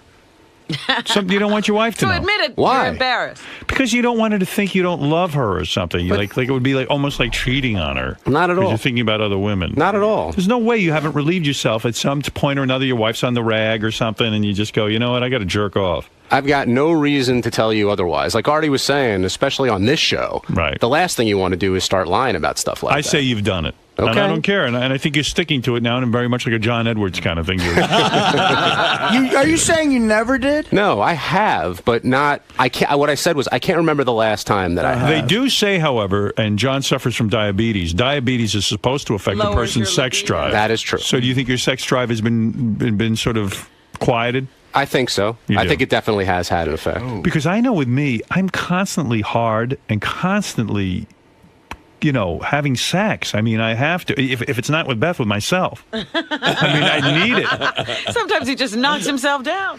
Yeah, I mean, I had sex with Beth yesterday morning, and then I was in the afternoon. I said, I want to take a nap. Maybe I should go jerk off. You know, I mean, all of a sudden, I go, man, I'm 54 years old. This can't be right. I'm actually annoyed by it. It's like one other chore you have to do because I know. Well, no, listen. You feel it coming on. You go, look, there's no broad around. You're not dating somebody. You're alone. It's a Tuesday night at about 10. You had your shrimp fried rice. And it's like, you know what? You don't want to go out. I know for a fact I am not going to be worth anything in a conversation until I jerk off. And I know George Takei, as great as he is, the greatest actor as he is, I know he has to do it too because Brad does not give him the amount of sex he would even like. Well, that's right. But I was thinking, you know, with age, it'll probably wane. But after hearing Ernest Borgnine, I know that that ain't going to happen. How old are you now? Relief. I'm 71. Yeah, and you're saying you're still jerking off. Oh, yeah. Wow. Now, did well, Brad I mean, if get it's just upset? Sunday. What? Sorry, George? If it's only Sunday, you know. Right. There's Monday, Tuesday, Wednesday, and Thursday. How can you marry, honestly, can I say something serious? Yeah. How can you marry Brad if, now I'm just throwing this out there, he gives you sex one time a week. It's not like you guys are in a marriage where you're going to have children or anything like that. Yeah. So if there isn't any sex, what's the point in getting married? There's dignity. Yeah. No, I understand all the gay rights issue. Right. But He's talking about the choice. I'm saying, why are you even with Brad? I love him. You love him, but sex one day a week, I mean, that's just got to be miserable. Well, you know, there's cuddling, too, in between. And you know, Brad is a good, decent, loving, caring guy. And he's a detail-oriented guy. He takes care of. But don't you feel like saying, Brad? Don't, what do you mean? Don't bogart that cock. Yeah. But what do you mean he takes care of you? Emotionally? Well, the first thing in the morning, he brings me a pot of green tea. All and right. he does. You could get a houseboy to do that. He's like a geisha. Yeah, you could get a houseboy to do that. That's true. But go ahead. It's different. When you hire someone to do it, it's a hired person doing it as a job. I got to admit, I would like if Beth brought me some tea. That would be nice. But she's having sex with you. That's right. So that makes up for a lot of other more bullshit. regularly. Yeah. Right. Well, absolutely. And when you come to a point in life where you get used to a person, there's. But did you ever say to him, "Don't you want me more than one day a week?" Well, we cuddle. But you got a big, thick, gay heart on. It happens, and that's when I take a shower. I know, but right, so you relieve yourself. Yes, I do in the shower. Marry your shower. It'd be a lot nicer if Brad would do that. Yeah, it would be. It would be. But you don't see anything wrong with your relationship. Why are you bringing this up? Well, wait a second. Have you ever sat down with Brad? I mean, in a serious way, and said, "Hey, Brad, I love you. I think we're really compatible. I love the pot of tea you bring me in the morning. But, I would really, really like it if we had more sex. I'm not saying it's going to drive us apart or anything because I love you, but do you think to please me, we could be together on Wednesday night too?" Since you've introduced it, I will have that discussion with Brad. Why have you never? Howard always has to introduce it. Why have you never? But why do you think you've never done that? Are you afraid to do it? No, I'm not afraid. I just kind of, it's consideration for him. He's not interested in doing it, during the. But what about like if you just said to him, "Hey, I really, really want more"? Well, he gets very tense and intensely involved with, he's my manager and he takes care of the books and he takes care of the bookings. Oh, so he's fucking you one way or the other. What you should do is you should sit down with him and say, "Listen, if you were doing this enough, I shouldn't even be able to sit down." Like the fact that I'm able to sit down without writhing in pain means we're not fucking enough. What is your point, though? I don't understand. Well, he's exhaused. Is he really? Business is so exhausting. You know how nervous he There were a lot of years between Star Trek and Heroes. I mean, he couldn't be that exhausted. It's a lot of cruises. Oh, no, there's a lot of Star Trek cruises and Star Trek conventions. Oh, that is tiring. Last week was Las Vegas. Next weekend's going to be Atlanta, Yes. Do you two travel together? I'm hosting a Beam Me Up buffet. Yeah. And he carries the heavier luggage. What'd you say? I'm hosting on the promenade deck of the Star Trek cruise. I'm hosting the Beam Me Up buffet. The Artie, vaporized vegetables. Do you ever put on? I want to invite you to the next Star Trek cruise. I would love it. Do you ever try to seduce him, like by wearing a sexy outfit, or like like on a Wednesday night, put on something like a kimono? Like a policeman? I don't. What I do is this is Officer Zulu. Bend over. I do my workout with the free weights. Take a shower, free weights, and then I lean on the doorway and say, "Hey, big boy, it's time." Holy shit! Fun. Yeah, every Sunday. You lean on the doorway and say, "Hey, big boy, you want to have some fun?" I may have to put on a different pose, but When did it start becoming only Sundays? I guess about 5 or 6 years ago. I don't know what, it was just. Do you think he's masturbates? More relaxed? He's more relaxed on Sunday. He likes coming on the Sabbath? Do you think he masturbates? I don't know. Of course he does. I don't think so. Wait a minute. I thought he got upset with you the last time you mentioned that you do masturbate between well, since sessions. He knows now, I can talk about it. But he did get upset. He did get upset. And, as you said, Artie, it really is liberating to come on this show and talk about aspects of your life. Well, I got to tell you something. I think you need to sit down with Brad and just say, Brad, let's come clean with one another. Yes, sir. Hey, we're about to get married, and we have sex on Sunday. And, okay, I love you for a lot of different reasons, but, my needs are much greater, and I really would like for you to consider having sex with me on Wednesday and Sunday. Well, and you know what? Now that we've discussed it on the air, I think he will agree. Well, Howard, some people are even putting that in their prenuptial agreements. That they want a certain, like you can't renege on the sex after we get married. Listen, I still want it. Brad, I've got an hour to kill before the Klingon hayride I'm hosting. And let's get down. Right. Well, there you go. Do you ever consider waking up Brad with a blowjob? Like, seriously, like he's sleeping and then like you just put your mouth on his penis and then wakey. Yeah. Wakey. They call that the hooker alarm clock. Before I got together with Brad, was one guy who used to wake me like that, and it was, that was wonderful, but he was not. Right. But the sex was good. Suddenly wake up in the morning and feeling that. Wait, you almost passed out. Get closer to the mic. Yes, and you would feel that.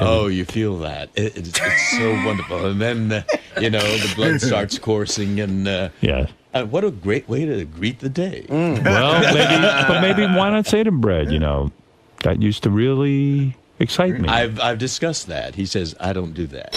Right. All right. Well, he's got to be kind of...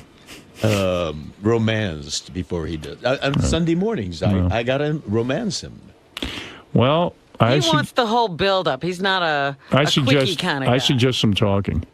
Yeah, good idea. Yeah. I think I will. Something's up there, and he's listening. He's hearing this. Yeah, you're a married couple, and it's time for you to really get that sex life going. And Lisa, and then after Wednesday, yes. Then we should have it more spontaneous between Wednesday. Yeah, right. That's what I would. I mean, it's so regimented. You're not. You're an artist. You need to. Exactly. You need to be spontaneous. And that's the way I am. Well, do you think you're going to ruin this relationship, Howard? It may not be marriage that ruins it. Well, that's you want right. to know We can something? blame it on him if it doesn't work out. You want to know something? In a sense, I think that George has come to accept this as normal behavior, and he's not really pleased. Well, he accepts it as Brad's behavior. Yeah, and I think, there's nothing wrong with saying to Brad, I know this is your behavior, but why? And is there something I can do or we can talk about in a serious way, not a joke on the Howard Stern show where we can really, be together and up our sex life. I mean, it's crazy for a guy.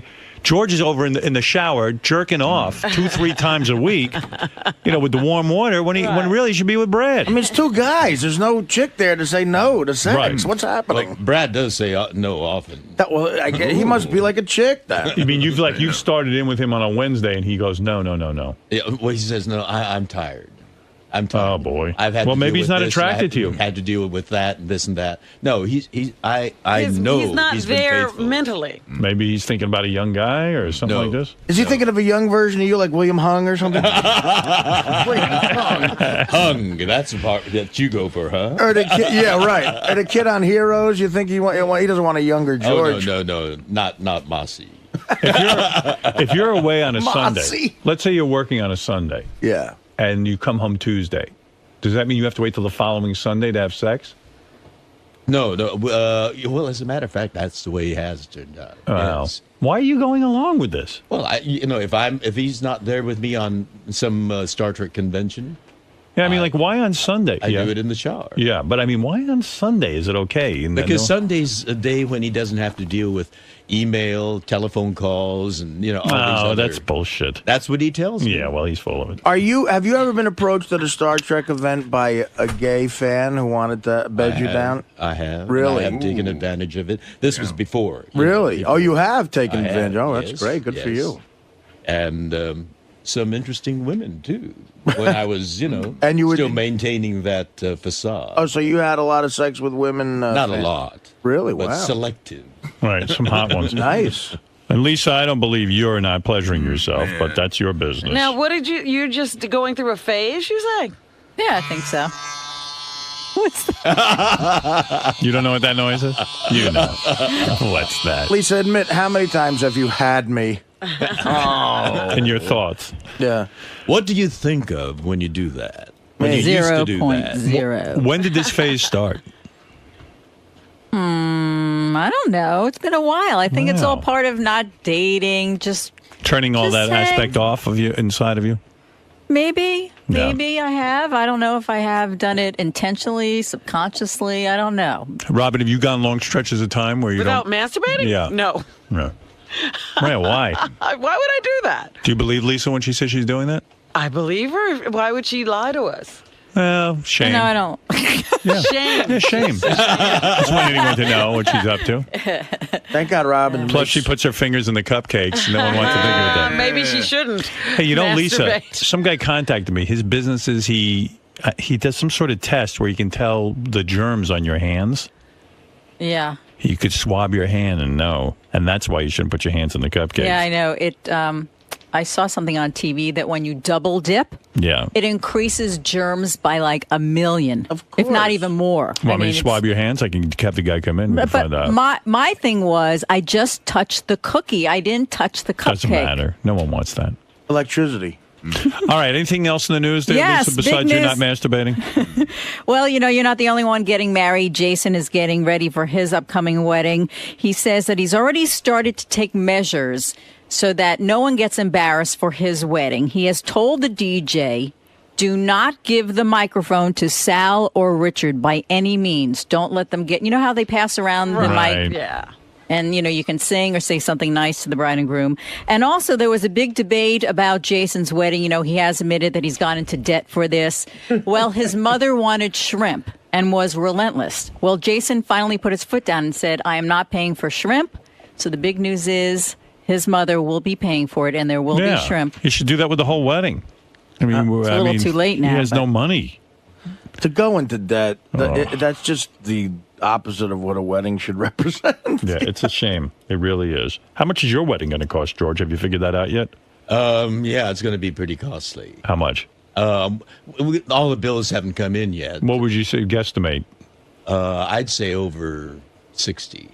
Over $60,000. Are you splitting it? Well, it's coming from the same pot. Right. Our mutual pot. Oh, right, yeah. So you're splitting it. That's nice. You guys have joint bank accounts? Yes. Oh. Oh, he should put out 2 days a week for that.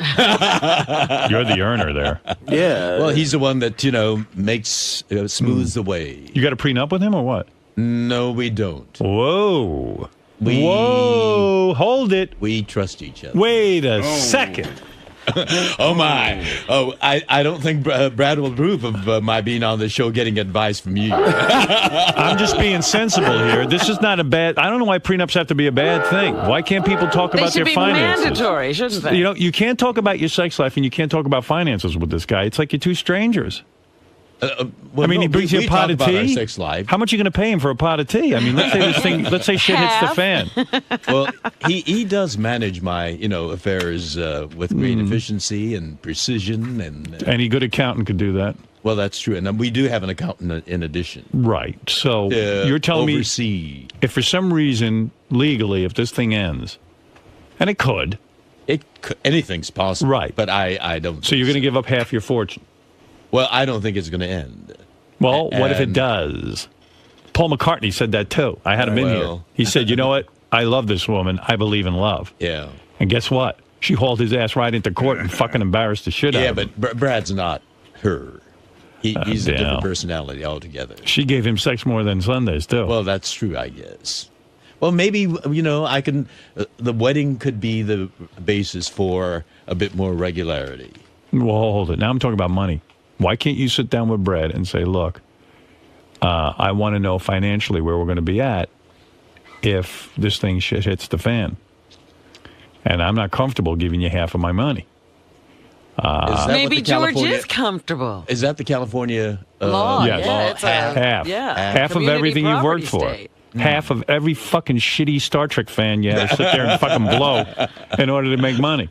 Every one of those fucking pancake every cruise, every time you were trapped on that boat with all those nudniks. I didn't see Brad at camera blocking every Thursday. Hey, George, could you sign this for me? Young man, I can't hear you through your William Shatner mask. So you think I should have that discussion with him? Oh, yes. What are you comfortable paying? Were you comfortable giving up? So what? How do you? Here's how you do it. I'll be you. Yeah. Brad, I'd like to sit down and talk about something. Yes. Now that we're getting married, this is a legal agreement. I want to work out a prenuptial agreement so that if anything should ever go wrong, not that I think it would, I understand what I'd have to pay you. So do you negotiate some kind of percentage? Well, you would sit down with a lawyer, and he would sit down with his lawyer, and you would say, here's what I'm comfortable. Do you have a problem with this? Our lawyer is our mutual friend. No, you get two separate lawyers. Man, that's a conflict of interest. Something. I see. So we can't get... What would you feel comfortable with if you and Brad split up? Right. He's been your manager for a number of years. He's relied on you for his lifestyle and everything else. So what would you feel comfortable giving him if it didn't work out? You know, if it really didn't work out, and I don't think that's Well, yeah, what we know happened, it's not. It's but going to if it work. really didn't, But if it didn't, you know, I love him enough to say I'll give him half. there you go. Wow. Then you don't need a prenup. I'll give him half. That's love. Well, you're not saying that with a lot of confidence. You were like, I'll give him half. You're testing me. You're not comfortable with half. Why don't you admit it?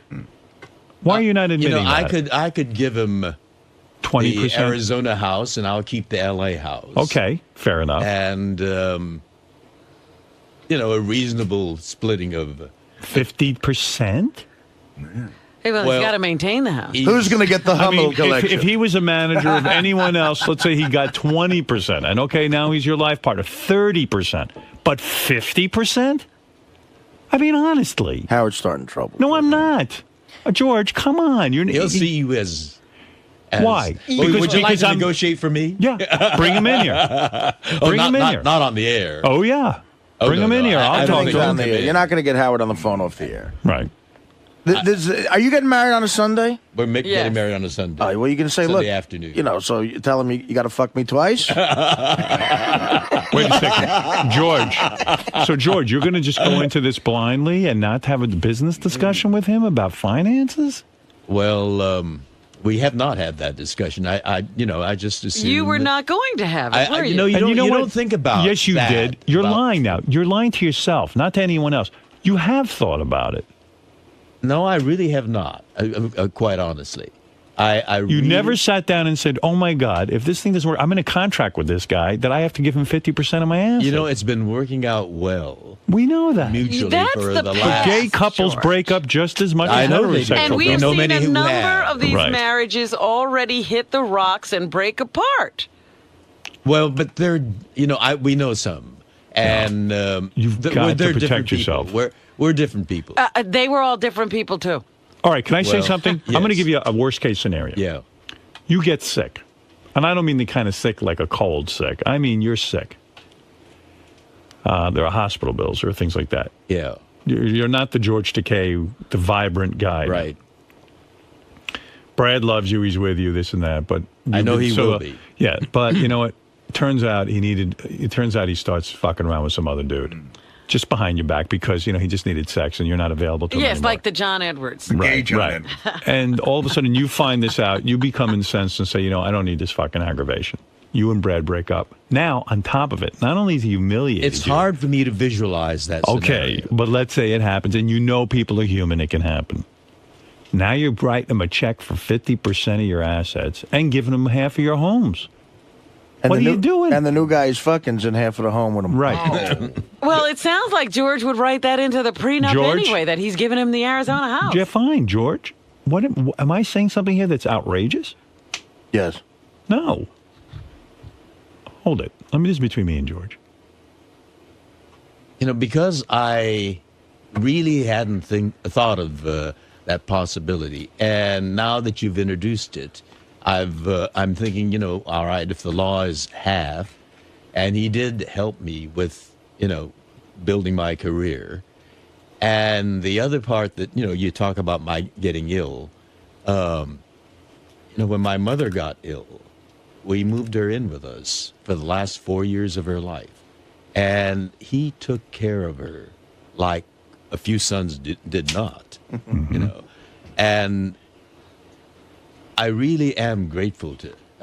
Brad was a real saint when he did that because sometimes, I had to go to a Star Trek convention. A nurse could have done that you could have paid. Yeah, but the nurse would not have given her that loving care. All right. So what is that worth to you?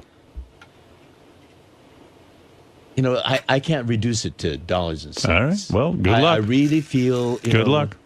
I'll tell you what it's worth. Now, 30 now grand. that you've introduced that subject, I really think maybe we should have that honest. Why not? That way there's no aggravation. George. Chances are it'll never happen. I don't Chances think are it'll never happen. But if you have that tucked away, at least it gives you security that you're not going to get fleeced. But George, you're acting as if this is a fairy tale. And Well, they're fairies. Oh, stop it. And they like tails. He couldn't resist that crap. I know. But the point is, having the opportunity to get married is fraught with danger. It's not just a ceremony and a lovely party. It is a contract. You're entering into a contract. It is a contract. It is. You're right. Gene Roddenberry. That's true. There's no difference between Gene and Brad. Great difficulties. Listen, you've busted your balls, and I like Brad a lot. You know that. But in all fairness, you're the one doing the glad handing on the fucking Star Trek cruises, and that ain't no picnic. Nobody's lining up to get Brad's autograph. I mean, if we were off the air talking, and we started talking about some of those Star Trek fans, these are disturbed people. And the fact of the matter is, that, you've paid your dues, pal. Bless their hearts. That's right. You've paid your dues. You've been trapped on a boat with those people. You know, you've paid your dues. You don't have to. I mean, sitting there and sucking up. I will have that discussion. Yeah, good. I think that's fair. You know, we just may have that discussion tonight. Good. And do it. And they Because may if you're just holding, not be getting married tomorrow. if you're holding it back out of fear, then you. No, it's not fear. It's not fear. It's just that. I think it was euphoria. Wait. Yeah. It's just what? And I trust him. I've trusted him, and the trust has been reciprocated all these years. And the thought of parting never entered my mind. And our relationship has been tested, as I say. Moving my mother into our house, and George, we don't know. We don't don't know in which ways it's going to be tested in the future. As you know, things can erode rapidly. Listen, every guy who gets into marriage thinks it's going to be perfect. Trust You're so funny sitting there with that bee. I'm looking at the bee as he has this. Yeah, I got Beth's initial tattooed on my finger, right there. Oh, right there. You see, right there. Yeah, and I don't have Brad's bee tattooed on me. Right. So I'm saying the same thing to you. Listen, we all believe it's going to last forever. But then when the shit hits the fan, you like to know at least everything's been banged out ahead of time. When you weren't emotional and angry. Why would you leave a legal contract up to the state? You make that up with Brad, and let's get some lawyers involved, and let's get this thing going. All right, I'll have that discussion tonight. Nothing is more romantic than lawyers. You want to get into this. And if Brad is, so we should get different attorneys. Not you'd have to. Now. Any lawyer will tell you cannot have the same attorney. Yeah. It would not be legal and binding. You have to have two separate attorneys. Because our attorney knows both of us. That's right. That would not be right. You should have two separate attorneys, two divorce attorneys. Who sit down. Divorce attorneys. Yes. Oh my God, this is being But reduced. George, that's the way it works. You want Welcome to be to heterosexuality. in the world of marriage. This is it. Yeah. This is what you fought for. Welcome to it. Yeah. Yeah. All of it. The whole. Whether you don't mow the lawn for 2 days. Positive and the all you're doing, downsides. what you fought for here, is to have a legal contract with somebody. So if you're going to have a legal contract, you ought to sit down and find out what the fuck's in it. Don't sign contracts. If you went on a TV show, you wouldn't sign a contract without reading it. That's true. So why are you going into marriage without reading the contract? We're fighting for laws that doesn't allow heterosexuals to be married. Yeah. You'll soon see. All right. That's I why. will take your advice. And by the way, that's why I see you're not having any cold feet or any kind of, because nothing seems to be changing. It's not real. But you don't realize you're signing a contract when you put your name on that marriage. That license. That's true. Yeah. That's true. It is a contract. Yeah. And if with Brad legal loves you so much, ramifications. he'll be willing to sign a reasonable contract. Well, that's another way of testing his love. That's right. Yeah. Well, the test, you shouldn't test love. Nothing should be tested. Yeah. Right? Yeah. No, think, it's a strange way But of don't putting let it, anything be contested. No, if he loves you, he'll sign something fair. Knowing that it's not going to happen. Right. Yeah, in other words, you should say to him, you should have no problem taking 20% because we're going to be together forever, aren't we, darling? And if he says, make it 30, then I'll know that that may be that you might real not be prospect. together. Yeah. That's right. Then you'll know he's the shithead that we think he is. Don't forget, my friend, You're the George Washington of gay marriage. That's right. You're one of the first pioneers. Let's make yours a successful one. Right. Yes. Oh, we're determined to make ours. But even if it ends in divorce, let's not make it some tawdry headline splashed across the newspaper. Right. That's we right. are Debacle. mindful of the responsibility. Gay marriage not working. Well. Right. Yeah, that would be. Takei dragged into. He could have hit you up. He could hit you up for palimony. So I like that you're getting married. You're finally going to bang out a contract with this with Brad, which I like, and I like Brad. And Takei divorce gets ugly. I think we Brad, want to see that. I think Brad should be treated very fairly in this negotiation, and I'm willing to be fair, Right. and I'm sure he's willing to be fair too. But he did play a big part. We know that. Then And guess give what? him that You credit. played a big part too. Well, that's true. Yes. That's right. Yeah, he played a huge part. I'm sure he was at rehearsals for Star Trek 4 all day. A lot of pressure there. All right. He doesn't have to shake the hand of an 82-year-old guy in a Klingon outfit. He put up with a lot from me too. Well, when I'd we come know. home, Taking care of your exhausted mother and is shit, tired. man. That's a saint. Holy Christ. He is a saint. Yeah, I He wouldn't is take a care of your saint. mother. But I know you wouldn't. Yeah, she'd be out of luck. And with you, I'd get a prenup. Listen, I love you. Look at me. I'm Yes, gonna tell you I something. know. This is my gift to you. It's a More than that mutual- stupid gift. No, I that sent is you. a gift, and that is word to the why. You're a terrific guy, You and know, my he- audience loves you, and I love you, and I know everyone in this room loves you. And he did try And- to have this conversation with Paul McCartney. And you know what? I swear, did. yes, I did. Yes, he Paul was did. on the show, Yeah. and he was getting married, and I said to him, "What are you doing now?" He goes, "Oh, I believe in love, and Howard, I don't need a prenup." And I go, "You know what? You're being naive, Paul." And Paul's one of my heroes. All you need is love. All that bullshit. Yeah, and I said, "Man, you're a great guy, but come on." And sure enough, He did not take your advice. and $60 million later, Madon. It's like he didn't write Hey Jude. 60 no money. Right. He might as well not have written Hey Jude. Yeah. But how could he have fallen in love with that woman? You know, I've seen her on TV. Understood. And, these Every interviews. situation is different. Such a shrew. But sometimes you don't know. Peg leg cunt. She was able to But Brad isn't that. cover that up. We know Brad, and we love Brad. You know. But listen, I know lots of loving gay and straight couples, and shit hits the fan sometimes. It could happen 5 years We are from now. human, yeah. Sometimes people get married, and the week afterwards, they go, "Oh my God, this was a huge mistake." Even though they've been together for years, the marriage changes things sometimes, and I don't know why. You know, in it what was- ways does it change? People just get different. I don't know why. In what way do they get different? I don't know. Maybe you just panic. You Because go, "Oh my we've God, had this our is-" fights. He's driven me up the wall. I mean, the wedding planning is driving me up the wall. Oh, that's right. And he's Well- a detail person. Oh, my God. Oh, my God, yes. I Listen to me. It's been tested. Think what marriage is. Aside from all the victory of gays getting the rights and all this and being treated as equals, that's beautiful. That's a beautiful part. Right. But think about what it is. It's a contract between two people saying, "Look, if shit hits the fan, I get 50. That's it. Mm-hmm. Mm-hmm. No, I hear That's you. what it is. I hear you. When you I boil hear it down, why be married? It's to give the other person security. So Brad's saying to you, "Give me my security." Okay, I'll give you so much security, but not everything. See? Brad, are you listening? I got to tell you, I think this conversation that Howard's suggesting will end your relationship.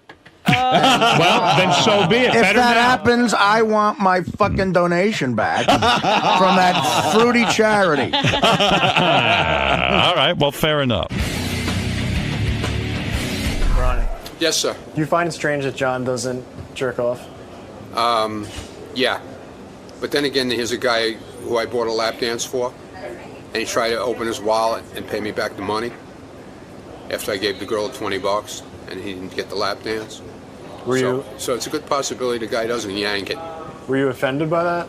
No, not at all. He was upset because I paid the girl $20, and, you stupid asshole.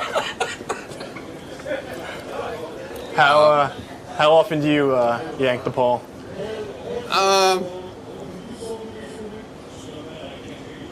Not that often anymore. I don't have to. Oh, look at you, fucking ladies man. No, it's been a while. Actually, it's been a while. Over a month? No.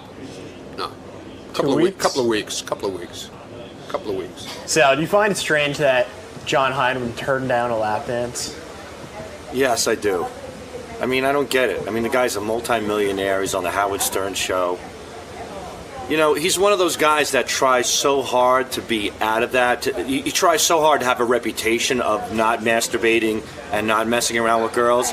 He's the guy you're going to find in a brothel in the South Bronx with 4 girls, you know, the jacuzzi running, probably some duct tape and chloroform, you know, sitting on the pillowcases. John Hine's a creep. You know, there's no doubt. You know, it's just like Spitzer. The harder you fight against it, the more of a fucking degenerate you are in the closet. And that's what you are, John. You're a degenerate creep. You're an idiot and a liar, and you can't pull the wool over my eyes, asshole. All right, That's the truth. that went in a different direction than I thought. Mark my words. But I love the guy. But come on, let's call a spade a spade. He's a man who brags about 80 blowjobs, and now he won't wrap his hands around his cock and whack off to the thought of a hot chick. Is that believable? Is it? I don't buy it. Of course not. It's bullshit. Now, Sal, how often do you crank one out? Once to twice a day. Twice a day? Once to twice a day. Wow. If I can. It all depends. Oh, if you could, you'd do it a lot more? Yeah, I mean, I get home, my wife's not home, so, you know, I toss one off then. You know, if I have a 15-minute gap to toss one off, I'll do it there, and then usually in the shower, where nobody can hear me, you know? Because I'm a man. That's what men do. Men jerk off. We jerk off. And John's a man, too, but John's a lying man. John definitely jerks off. He's a big, fat liar. John Hine, you skated through that one. You skated up. There's nothing to skate. Why can't Howard wrap his head around this? This is just something you don't do. Because clearly he's the opposite. And what bugs me about it is that he thinks I'm lying. But I've been a fan of this show forever. I know how things work here. Why would I lie? You know what I mean? So look, he's going to think what he wants to think, and he's entitled to. He's just wrong. Jerk that rod, damn it. Now, the same way that dance. the same way he finds it strange that you don't. Do you find it strange that he does that much? No, I think that's more normal. I mean, maybe he's a little bit beyond normal, but I think most guys are like that. Look, if I was that way, I'd totally admit and be whacking off 10 times a day, but it's just not. I'm very satisfied with my sex life, and if there were problems, I'd address them, but I'm okay. George. Hello. How do you think this conversation is going to go tonight with Brad? Well, I don't know. I have no idea. But I think what Howard's done is laid out, you know, the rationality of it. And it'll make it easier for me to have that discussion with Brad. Because it is a legal contract we're entering into. And, you know, we are entering into it emotionally and with rose-colored glasses on, as a marriage should be approached. However, it is a legal document, a legal association, and that dollars and cents aspect, the possibility of, you know, it not working out should be considered. So he's made a lot of sense, and I think Brad will, I hope, agree to have a rational discussion, knowing that it's not going to happen. Do you think he might be offended by you asking?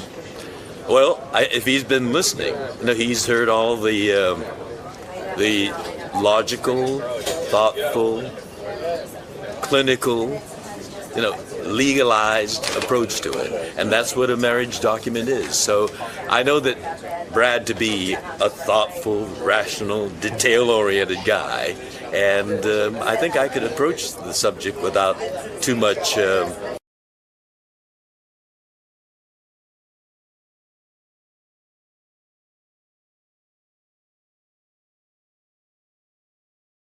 With John Hine and Gary Dell'Abate. The best of the wrap-up show begins now.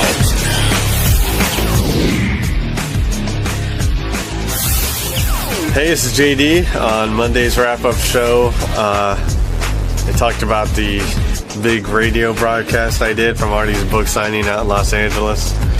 And also, you know, older women, you know, loving me or whatever. I don't know, liking me. So, anyways, just watch. Now, JD also had an interesting theory, I thought, about his fame and his fans. Hit clip number 2, Teddy. Here's JD wondering if he's following a certain path. The one girl that said she wanted to have my baby looked like don't say that. Well, she did. You didn't like the way she looked? I mean, she was a little older, and I think I'm like the Clay Aiken of. You know how Clay Aiken has the Are you coming out of the closet? No. But like, what are you talking about? But you know how like his fans are like these older women or whatever, the Claymates.